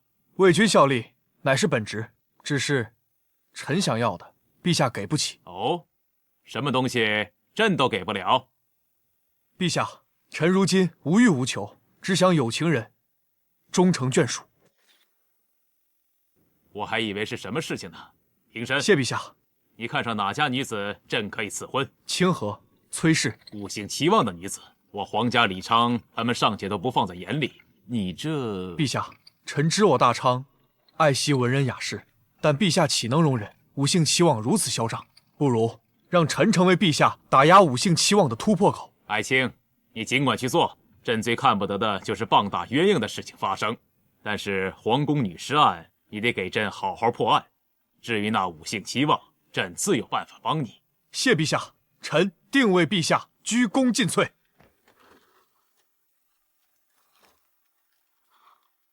崔梦竹，我既想今生也想来世，这辈子无论你是什么身份，我一定会光明正大把你娶回家。爹，我不嫁。梦竹，男大当婚，女大当嫁，这是自古以来传承的习俗。我早有心仪之人，反正不是那个什么芦苇，他现在来提亲算怎么回事啊？你让他回去。是哪家郎君？范阳卢氏、陇西李氏、太原王氏、赵郡李氏、荥阳郑氏？都不是。我们清河崔氏的女儿只能嫁给这武家，难道你不知道吗？我不知道，我只知道我喜欢他，我就要嫁给他。我再问你最后一句，你嫁还是不嫁？不嫁。汴州李元清，字守正，前来崔府纳征。夫君，你来了。这就是你的心仪之人？正是。你叫什么名字？李元清，拜见岳父大人。你就是最近在神都传得火热的有经世之才的李元清。我记得陛下对你也是赞不绝口。正是在下。我说是谁呢？原来是个寒门呀！什么阿猫阿狗也想进五姓七望的门。我说是谁呢？范阳卢氏，真是什么阿猫阿狗都敢自称是五姓七望的后代。你五姓七望怎么能容你侮辱？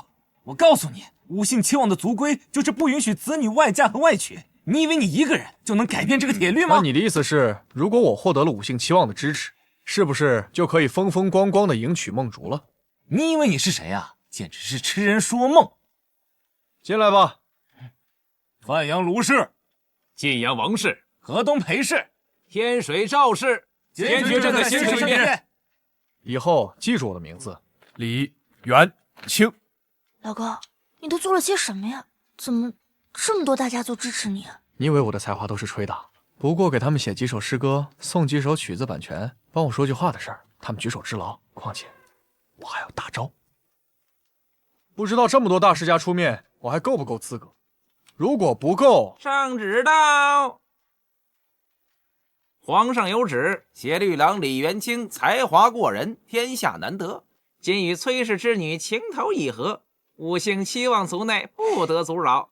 令即日起，凡五姓七望之流，相互不得自为通婚，钦此。圣旨不接，你们崔家是想造反吗？不能嫁，一个都不能嫁。我们崔家女子怎么可以嫁给寒门嫡子？小子，今天就算再多人支持你，我们崔家家规也不允许女子外嫁，赶紧滚！我知道了，不过请各位记住今天说的话，不要后悔。走。放开我女儿，梦竹。你如果选择跟这个小子走，你就再也不是我崔秋华的女儿。阿爹，对不起。拦住他们，不能让他们出去。谁敢拦我？族老，你何必再执迷不悟呢？在座各位谁都看得出来，李元清是百年难遇的绝世天才，比那什么卢氏要优秀不知道多少。你们不是在光宗耀祖，而是将清河崔氏亲手推入深渊。崔秋芳，休得胡说八道，小心我将你逐出家门。既然如此，今日我便遂了你们的愿，我崔秋芳从此改姓为卢。从今以后，卢家的一切荣誉，在与你们清河崔氏没有半点关系。元清，我们走。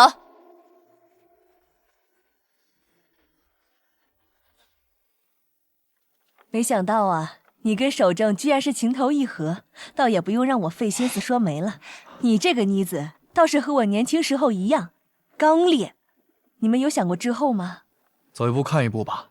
现在当务之急是，陛下帮了我们这么大的忙，我们得知恩图报。元清，之前我们已经来过一次了，已经确定死者就是平康坊曾经的花魁角霜姑娘。你们在平康坊没有熟人，还是再来一次？元清，早说你来了，我好好招待你啊。裴康，这可是裴家当代少主，你怎么会认识他？你刚来洛阳啊？我给了他几首曲子的演奏权，我现在是他的财神爷，巴结我还来不及呢。裴康，你认识这个人吗？不认识，没见过。怎么可能？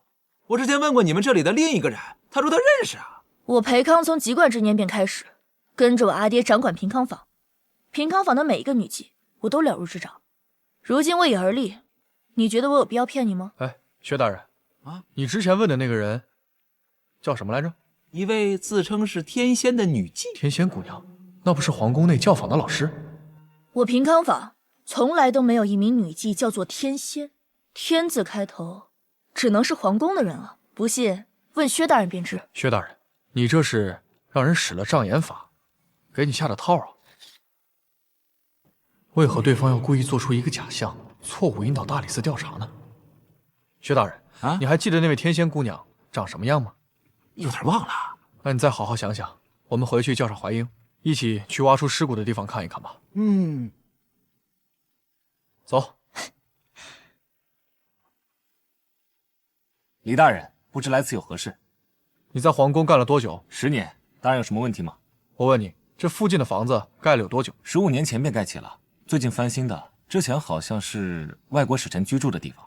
所以说那具女尸不是中原人，是外国使臣。很有可能。既然是外国使臣居住之地，当年死者失踪的时候，他的同伴绝对会报官，只需要回大理寺查看陈年卷宗便知。事不宜迟，走。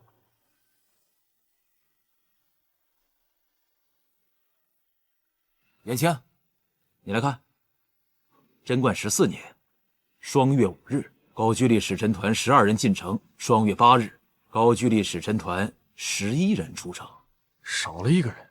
那么问题来了，就算知道死者大概率是高丽女人，又如何？贞观14年，距离现在可是过去16年了。不管了，反正已经找到了线索，今天先回去休息，明天再来。行吧，走。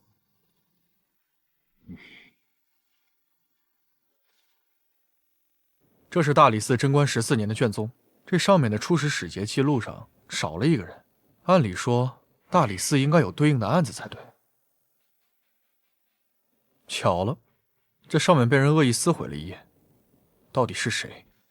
难道大理寺有内鬼？嘘。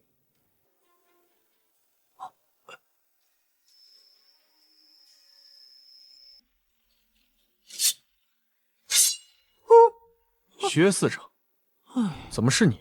哎呦，我刚到，正准备给你们送早点呢，你这突然亮出一把刀，吓死我了。哎，对了，昨天不是说要去皇宫外围的馆行吗？走，咱们现在出发。这地方翻新以后，就留给宫中的女乐宫居住了。咱们现在得等别人回来，才方便进去。李大人，你怎么在这儿？天仙姑娘，这是你的房间。老薛，你看一下，你前几日碰见的天仙姑娘是不是这一位？不是。今早大理寺找到我说要查案，我还以为是谁。李大人，你之前不是带着我们排练乐曲吗？原来你是大理寺的人。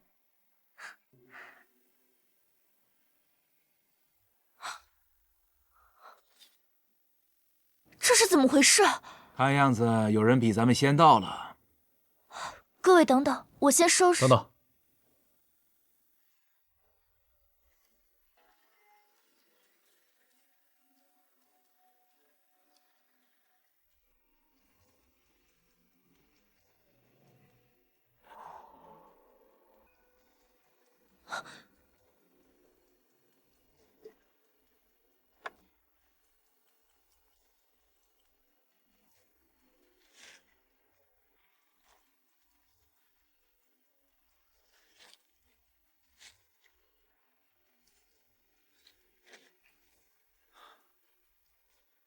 你身上有什么值钱的东西吗？你说我一个女儿家能有什么贵重物品？元清，你说他们是不是在找什么东西啊？不仅如此，我觉得他是故意让我们发现，他们是在向我们挑衅。他们想告诉我们，我们所有的行动都在他们的掌控中。你的意思是咱们大理寺有问题？那不然呢？为何我们的行动会被提前知晓？为何大理寺书库里的卷宗被人撕毁几页，又作何解释？所以你对薛正兴下手？在我看来，大理寺所有人都有嫌疑。我突然想到那个天仙姑娘的长相了，有点印象了。你快说说，长什么样子？我记得……怀英，记。她的脸长得比较长，这里尖尖的，鼻梁比较挺，鼻孔比较大。嘴唇好像是上面厚下面薄，眼睛是丹凤眼，额头有点宽。没了，没了。元清，光凭这些，我们怎么找人？或许我有办法。老公，我在家好无聊啊。后面有人呢。你能不能根据上面的描述，把人像画出来？我试试吧，但不敢保证。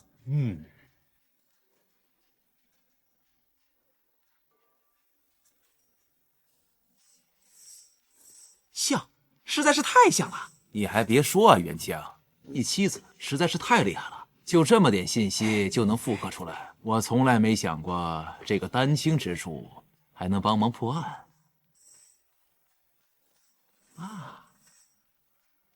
行了，我们出去了，你在家待着吧。走。你是真腻歪呀，你呀！狗男人，硬拦人家就走。哎呦，几天不见，又漂亮了。来，站好啊！那个，今天啊，请大家配合一下，我们来认人。姑娘们，宋郎一定是想我们了。宋郎什么时候教我们编曲子呀？等陛下需要我作曲的时候，我自然会来。狄大人，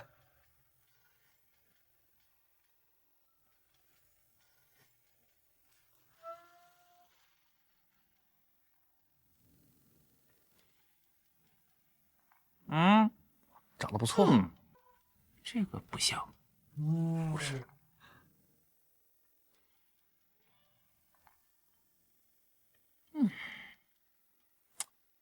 小姑娘，把头抬起来。哎，把头抬起来。哎，也呵，好，站住，抓住他，保护我，快保护我，保护我！我腰不行，你还推我腰啊？你也算个人？你给我抓住他！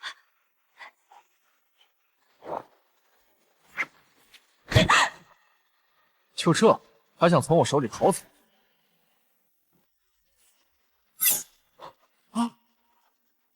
我不用追了。为什么？他们有接应，我们讨不了好的。人呢？跑了。这不完了吗？线索又断了。走吧，鸣金收兵，只要是人做的，就一定有痕迹。拜见段思清。元清是你啊，有什么事情吗？段思清，我想知道贞观14年双月到底发生了何事。不好意思啊，元清，大理寺在5年前大换血，在此之前的事情我也不太清楚，要不你找其他人问问。如果大理寺不知道，刑部主管刑罚，可否麻烦段思清到刑部调看一下？李元清，你知道你在说什么吗？有问题吗，段思清？刑部卷宗其实你想看就能看的。既然大理寺书库里找不到答案，那我只好寻找刑部的帮助。你要是能查此案就查，查不了就别查。段思清，这句话你敢对圣上说吗？行，既然如此，明日我便去刑部取卷宗。为何要等到明日？今日我还有其他事，没有空去取。怎么，你还想安排我这个大理寺卿的工作日程吗？不敢，那就麻烦段思清了，属下告退。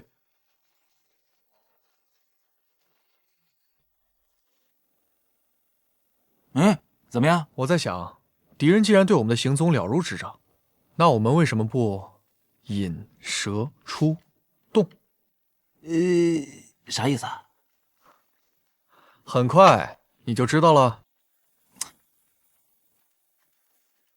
老跟我玩神秘。元清，元清，我给你出事了。内角房那个天仙姑娘失踪了。大理寺的人都知道了？知道了。不是，你什么意思啊？那就好，那就好。好什么好？我说那个天仙姑娘失踪了。你就不想知道那些人想在天仙姑娘的房间里面找什么吗？这找什么？天仙被抓了，是不是你们干的？这不关我们的事。今晚我们连门都没出过。会不会是宫中的人掳走了？不可能，他们根本不知道我们想做什么。可是我们已经在中原逗留了10几年，始终没有找到玉符，恐怕高藏王那边会责怪的。责怪也没有用，谁叫他们当年手脚没做干净，留下这个祸端，现在上位也是名不正言不顺。行了，别说了，玉符的事我去搞定，但答应我的事儿你们可别忘了。李元清，他是不是已经识破我了？不行，这次的钱拿到以后，我要想办法保住自己。做了10几年的坏人，是该洗心革面，重新做人了。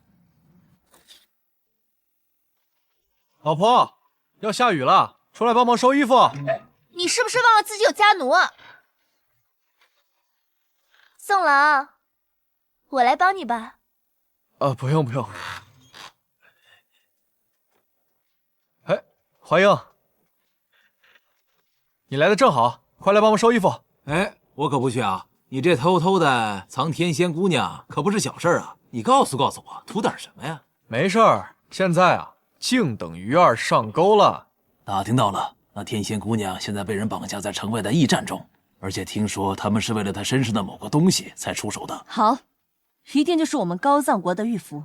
我们现在赶过去。我怎么感觉是个陷阱呢？陷阱也要去，为了高藏王，我们必须去。要不要告诉那位大人？他是大昌人，中原有句古话叫“非我族类，其心必异”。你就不怕他过河拆桥？有道理，那我们今晚就行动。嗯。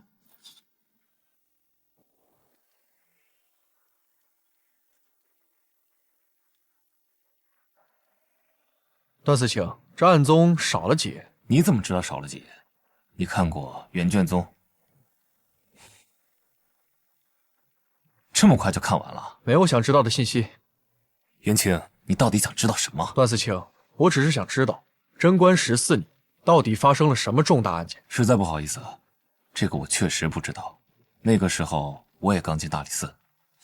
我就说嘛，连段大人都不知道的事情，我还怎么查下去？元清啊，你知道段安最重要的信念是什么吗？还请段思清解惑。最重要的信念啊，就是得信任你的队友。如果你连你的队友都不信任的话，你将寸步难行。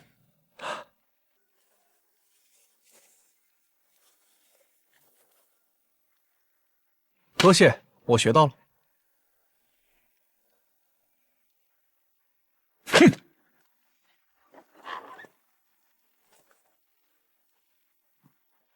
有没有发现？有没有发现？没有，不如我们分头找。好。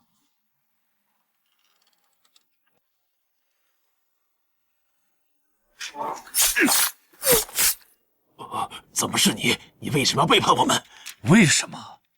你们难道不知道吗？可恶的小人！高藏国让你坐上了那个位置，而你呢？我坐到这个位置，全靠我自己本事，与高藏国没有半点关系。这么多年来，我为高藏国做的已经够多了。所以你现在想撇清关系，想洗白？不然呢？高藏国迟早有一天会兵败大昌，跟着你们这群亡国奴混，我有什么前途？你以为你做的事情就没有人知道吗？你忘了我是干什么的吗？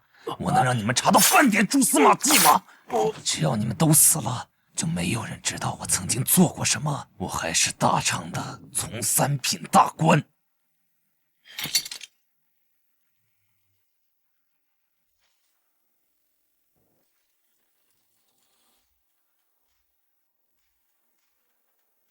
大人，人帮你抓到了。行，退下吧。是。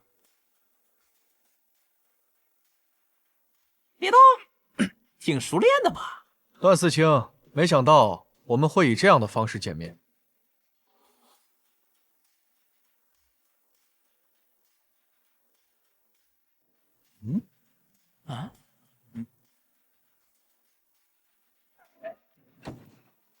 你们怎么知道是我？很简单，你露出的第一个破绽，就是在我梦竹刻骨画像之后，扬言在平康坊见过此人，随后让薛正清去平康坊寻找。这只是我的一种猜测罢了。你错就错在，你低估了我的关系。你没想到我让平康坊少主找人，从那天起你就慌了，丧失了多年来运筹帷幄的理智。我们去皇宫外围的管刑中搜查时，你让高藏国奸细提前去破坏了现场，这就是你露出的第二个破绽。除了这些，还有其他的吗？真正让你露出犄角的是卷宗。你想不到吧？在你将刑部卷宗交给我的前一天晚上，我就通过严尚书的关系，提前拿到了完整无缺的卷宗。你以为你撕掉了其中几页，我就看不出来？贞观14年，高藏国诬陷玉成公主在洛阳被杀，要挟天子索要赔偿未果后，贞观16年，以此为借口和大昌断交。你以为这件事你瞒得过去吗？不愧是圣上看好的人，仅凭猜测就可以确认到我头上。猜测？你以为我没有证据？你看看你的手指。我让怀英在刑部卷宗贞观14年那一页上抹上了姜黄色素，只要有人接触，就必定会沾染上。所以那天我在你的身边突然停下，就是为了观察你的实质。李元清，我说的心服口服，能不能给我一个机会？给你什么机会？之前我没得选择，现在我想做个好人。他不会也是穿越过来的吧？那你去跟圣上说喽，看他给不给你这个机会做好人。可是你们也不能杀我，杀了我，你们一样是犯罪。只有我才能肆无忌惮的杀你们。来人啊！别叫了，你的人都被我迷晕了。你绝对想不到吧？我在晚餐的时候往水井里下了3斤蒙汗药，现在你的人都在呼呼大睡呢。李元清，你这是在犯罪！我知道官没你大嘛，但是严大人，我看谁敢欺负我的阿青！你说大理寺卿段正玄叛国，可有证据？陛下，前方密报。哼，该死的狗奴才！怪不得朕的大昌军在高藏国屡受打压，原来在朝廷之内居然有中书大臣悄悄地往前线送去军情，斩！秋后午门斩首。对了，把他全家都给我带上，全部给朕死！皇上，老臣有100种方法弄死他。老臣告退。等等，这件案子是谁侦破的？是大理寺丞李元清和狄小姐破的案。哼，不错，朕就知道没看错那小子。陛下，那咱们弄死了段正玄，那大理寺卿一职，哼，算了，就让李元清再任吧。有他坐镇大理寺，朕也放心。皇上英明，这就让我暂任大理寺卿了。3品大臣，我靠，这也太容易了吧！老薛啊，元清呢？啊，怀英啊，你现在可不能叫他大名了，要叫他李四卿。少跟我贫嘴啊！快说，他出去了。现在他是大理寺卿，要去参加3司会审了。3司会审，这不是特大案件才会用的手段吗？刑部、御史、大理寺3部的一把手一同审判，他去审谁？这我就不知道了。嘿，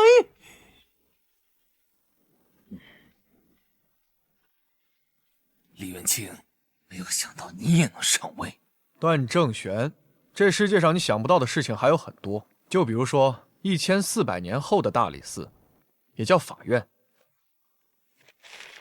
罪臣段正玄，你对于罪状中的详细描述，可有异议？没有异议。既然如此，等下，你还有什么要说的？我不想为自己的罪责辩解，只是想给你一个忠告：你还年轻，不要以为自己做到了3品就能光宗耀祖、沾沾自喜，这只是仕途的起点罢了。越是到了这个位置，就绝对不能犯错。你要更加小心翼翼地揣摩圣上的心思，因为官职越大，犯错的成本就会越高。比如我。说完了吗？你觉得我说错了是吗？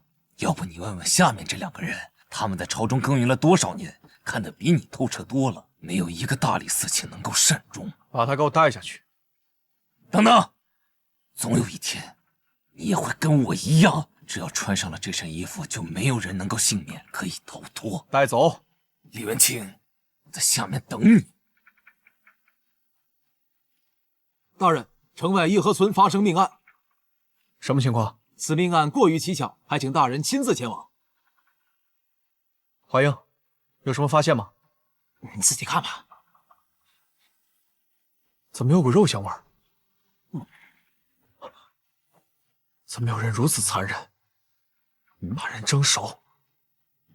元清，这儿有个脚印。根据尺寸的大小，凶手应该是个女子啊。不对，凶手不是女子，是凶手故意将痕迹伪造成女子模样。你怎么知道？脚印的深浅，你看，这个脚印看起来很小，仿佛是一个娇小的女子，而我的脚印跟凶手留下的脚印深浅几乎一致，甚至更深一点。你觉得这合理吗？怎么会一点痕迹都没有留下？这次凶手不一般，一点线索都没有，所以我才叫人把你叫过来的。这是什么东西？大人，死者身份查清楚了。说，死者叫马飞，是天牢中的死刑犯人，7日前不知所踪，想不到居然在这里。一个死刑犯为什么要用这种方式杀了他？华英，你来看看。元清，这个符咒我见过。你之前说在这里见过那个跟我一样的符咒，真的假的？不能，我之前查案翻看资料的时候看到过呀。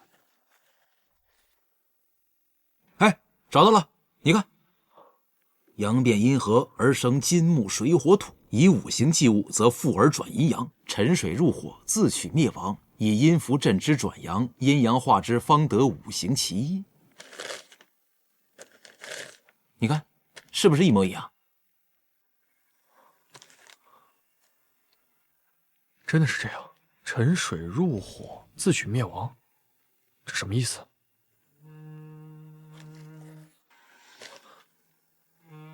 这里怎么少了一眼？这不就是凶手作案的方法吗？沉下水面，大火蒸煮。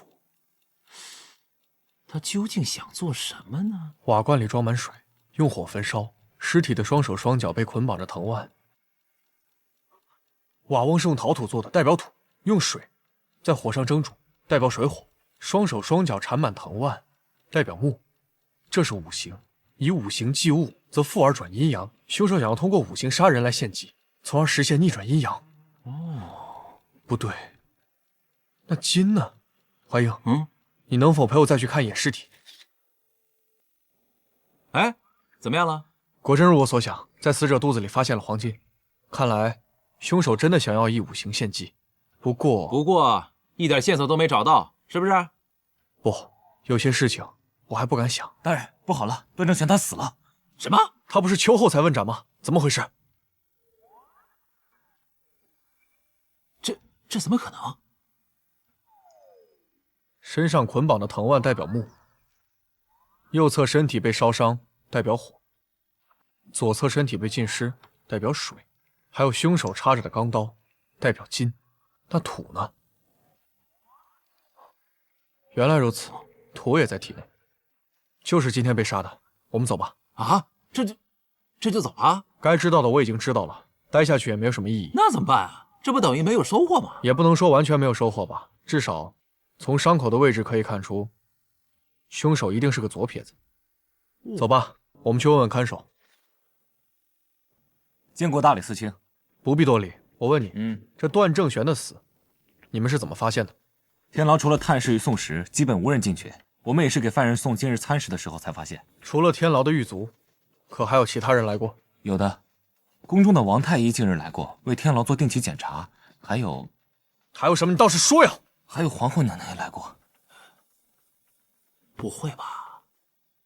政治不足，不要往下推断。二位，公公，皇上邀二位共进晚膳，话已带到，奴先行告退。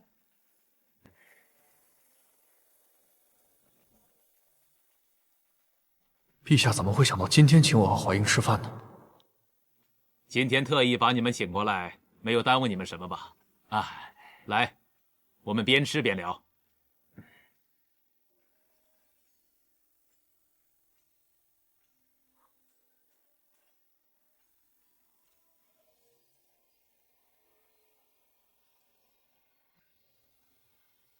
还好皇后是右撇子。元清、怀英，这次叫你们来，主要是关于段正玄身死狱中的事情。这件事非同小可，关系到皇宫脸面，希望你们尽快结案，不然我也没办法和群臣交代。元清，陛下破格提拔你为大理寺卿，可顶住了不少压力，你可不要让陛下失望啊！放心，臣一定不负陛下所托。凶手应该不是皇后，我刚才观察过了，她是右撇子。确实，不过你们在说什么？没什么，皇后娘娘。元清，我一直想去大理寺看看，你现在是大理寺卿了，可以带我随意出入大理寺了吧？我一直很好奇大理寺到底是什么样子的。当然没问题，皇后娘娘。元清，这个地方是做什么的？皇后娘娘，那是义庄，专门用来停放尸体的地方。元清，私下叫我丽芳就行了。本来我就是偷偷出来的，干嘛搞得那么拘束？这藏书阁经常会有人来吗？大人，这地方都是一些古书，平时基本没什么人来。哦，对了，皇后娘娘前段时间倒是经常来。皇后？会是你吗，武丽芳？今天真是麻烦你们了，还要你们送我回宫。我们倒是不麻烦，只是这条路好像从未走过。这条是小路，你不知道很正常。我从小就进宫，当然知道这条小路了。不过现在你们也知道了，就当是你们带我去大理寺的酬劳了。那是什么？他在给尸体喂土，他就是段正玄和马飞案的凶手。怀英，你保护丽芳，我去追。好。皇后小心！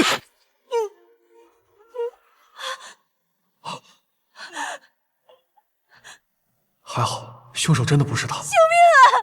救驾！丽芳，你没事吧？没事，是狄小姐舍命救了我。哦。皇太医，怀英怎么样了？狄大人并无大碍，定期过来调理几次就可痊愈。对了，可否把病人的年龄和生辰给我一份，老夫也好做个记录。好。王太医。好，有劳了。多谢太医。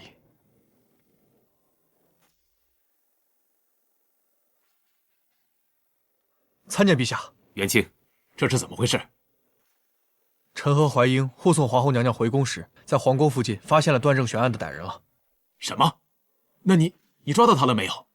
没有，怀英受伤，臣不敢留皇后娘娘一人在那儿，便没有追上。可惜让他给跑了。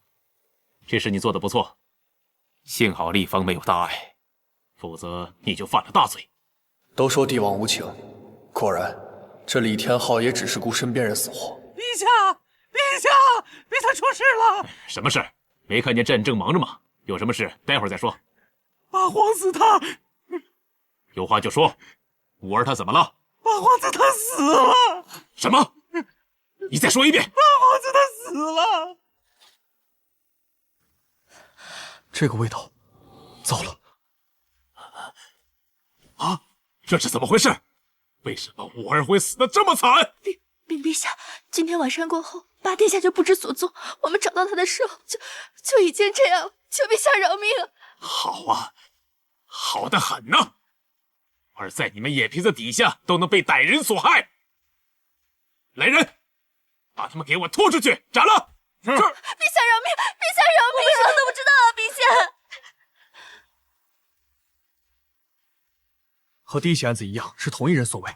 你还敢说？朕是不是命你早日破案？你就是这么破案的？现在五儿已经死了，李元清，你该当何罪？陛下，你什么你？李元清，朕命你3日之内必须把凶手给我抓住，否则朕就拿你的脑袋给五儿陪葬。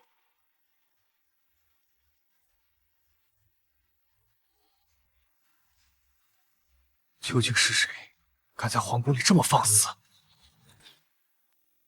事情就是这样，现在怀英也受伤在床，陛下就是看我哪都不顺眼，我实在是没办法了。严老，您能不能帮帮我？老师，你就帮帮元清吧，求求你了。我对办案一窍不通，元清的思路都没有打开，他说的五行献祭我都没听说过呀。我实在是没办法了，严老，您能不能动用金无畏，在皇宫附近地毯式搜索凶手？那金无畏那是皇宫的禁军，那没有陛下的手谕，那谁能动得了啊？哎，老公，你刚才说的那什么五行献祭，是不是道家的东西啊？应该是，但是这玩意儿我也一窍不通啊。那为什么不能用法术对抗法术呢？你的意思？你应该懂我的意思了。元天罡，不，光是元天罡还不够。我还要找出做出推背图的李淳风。严老，您能不能帮我找到袁天罡和李淳风？拉倒吧，那袁天罡贞观19年之后就跑丢了，到现在没找出来。哎，李淳风没丢，他行。妥，大理寺卿李元清受严丞相介绍前来拜见李大师。请进。你们有事吗？回大师，我们需要你的帮助。来，坐下来，慢慢说。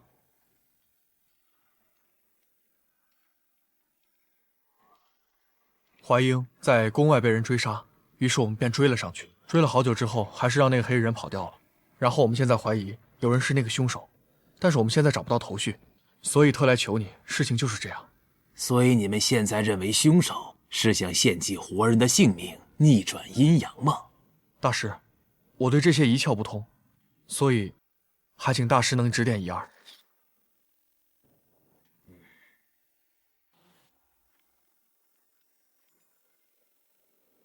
来，这是洛阳的地图，你把几起命案的地点都画出来吧。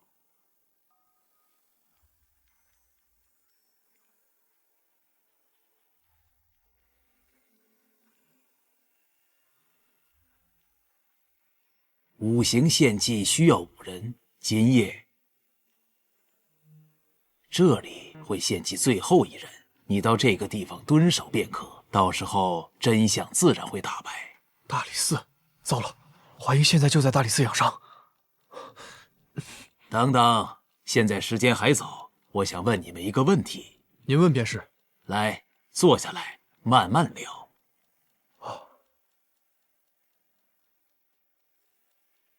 我且问你，未来推背图是否灵验呢？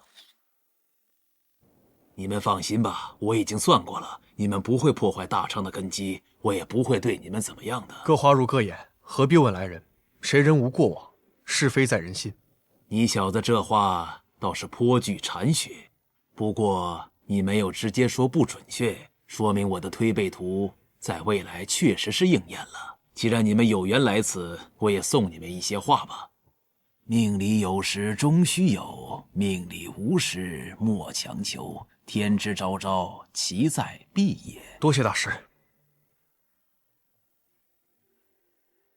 李元清，记住，历史是不容更改的，不然你会付出惨痛的代价。我知道了，多谢李大师。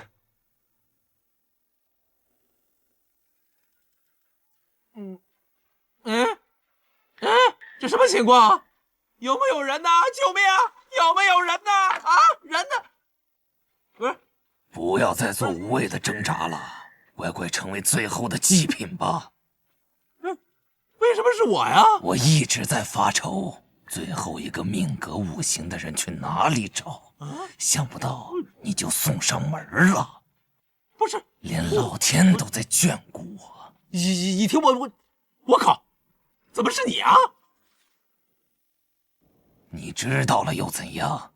反正你马上就要成为我的祭品了。不是，你听我说，我跟你讲，我不是我总可以商量的吧？是不是？去和阎王商量吧。没想到，你隐藏的还挺深啊，对吧，王太医？李元清，你怎么来了？你不用知道，我倒是想问问你，你为什么要用5行献祭来逆转阴阳？好好当个太医不好吗？好好当个太医，老夫平生救死扶伤无数，可是到最后换来了什么？你知道吗？啊！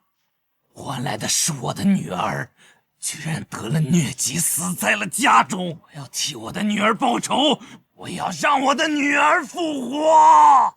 你要为你的女儿报仇，杀了那些有罪之人也就算了，为什么连不满10岁的八皇子也不放过？你知道什么？就是因为八皇子是他害死了我的女儿。当初我要为我的女儿治病，宫中却让我去给八皇子治病。我要是不去的话，我就要人头落地。可最后呢，他只是小小的风寒，而我的女儿却因为错过了最佳的治疗时机，她死在了家里。都是八皇子是八皇子害死了我的女儿，你知道吗？我就是要杀了他，替我女儿报仇。可是你残忍的杀了这么多人，你有没有想过，所谓的五行献祭根本就是一场骗局，世界上根本不存在逆转阴阳。你不要骗我，我会相信你的。你为了一场根本就是假的仪式，利用你自己的太医之便，先到天牢中杀了马飞和段正玄，随后又用自己的太医身份拐骗了八皇子，假借为怀英治病的借口将他迷晕带到了这里。我说的对吗，王太医？即便你知道了又怎样？李元清，你知道了又能怎样？谁也阻止不了我救我的女儿。今天只要我杀了她，就可以凑够5个人，我的女儿就能复活。只要我的女儿复活，哪怕是让我下地狱，我都愿意。你死吧！不要！王太医，你杀害八皇子，赶紧认罪，不要再铸成大错。今日只要我在，不会再让你害一人。不可能，绝对不可能，谁也阻挡不了我救我的女儿。你女儿的在天之灵肯定也不希望你再害人了。李元清，你说的太轻巧了，不想让我再杀人了，是你不想让我救活我的女儿，那你就去死吧！李元清，小心，把他掉下去！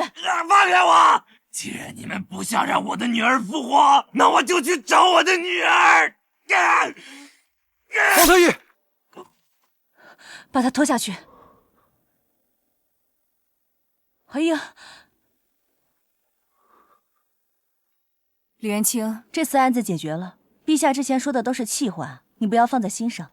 这次陛下一定会重重赏你。丽芳，刚才你救我的时候，下意识伸的是左手，所以你是左撇子，对不对？而王太医拿刀的时候用的是右手，而段正玄死于左撇子之手，所以段正玄不是他杀的。你到底想说什么？李顺风后面告诉我，那马飞和段正玄死的地方还有一层含义，那都是大昌龙脉的7寸之地。他怀疑有人想要动龙脉，而且做此事的人也不是想要毁了大昌龙脉，他的目的只有一个：扶持。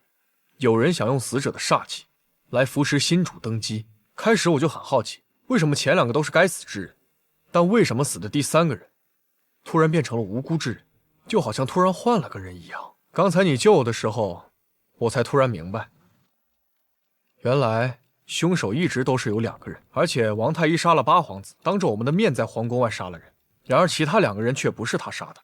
你很聪明，那本秘术是你故意透露给王太医的吧？这样事发之后最坏也能有个人给你背锅，而且你怕我对你怀疑，还故意带我们走小路，让我们亲眼目睹王太医杀人，好打消对你的怀疑。故事编得不错。别装了，我猜从那个时候你就有了自己当皇帝的想法了吧？你怎么会知道的？你到底是什么人？你不用管我为什么知道，你杀的都是该死之人，还救了我一命，所以我不会把这件事泄露出去。但是我还是想说一句，不要让自己变成怪物。我救了你，你却想着我用的是左手，是左撇子，到底咱们俩谁是怪物？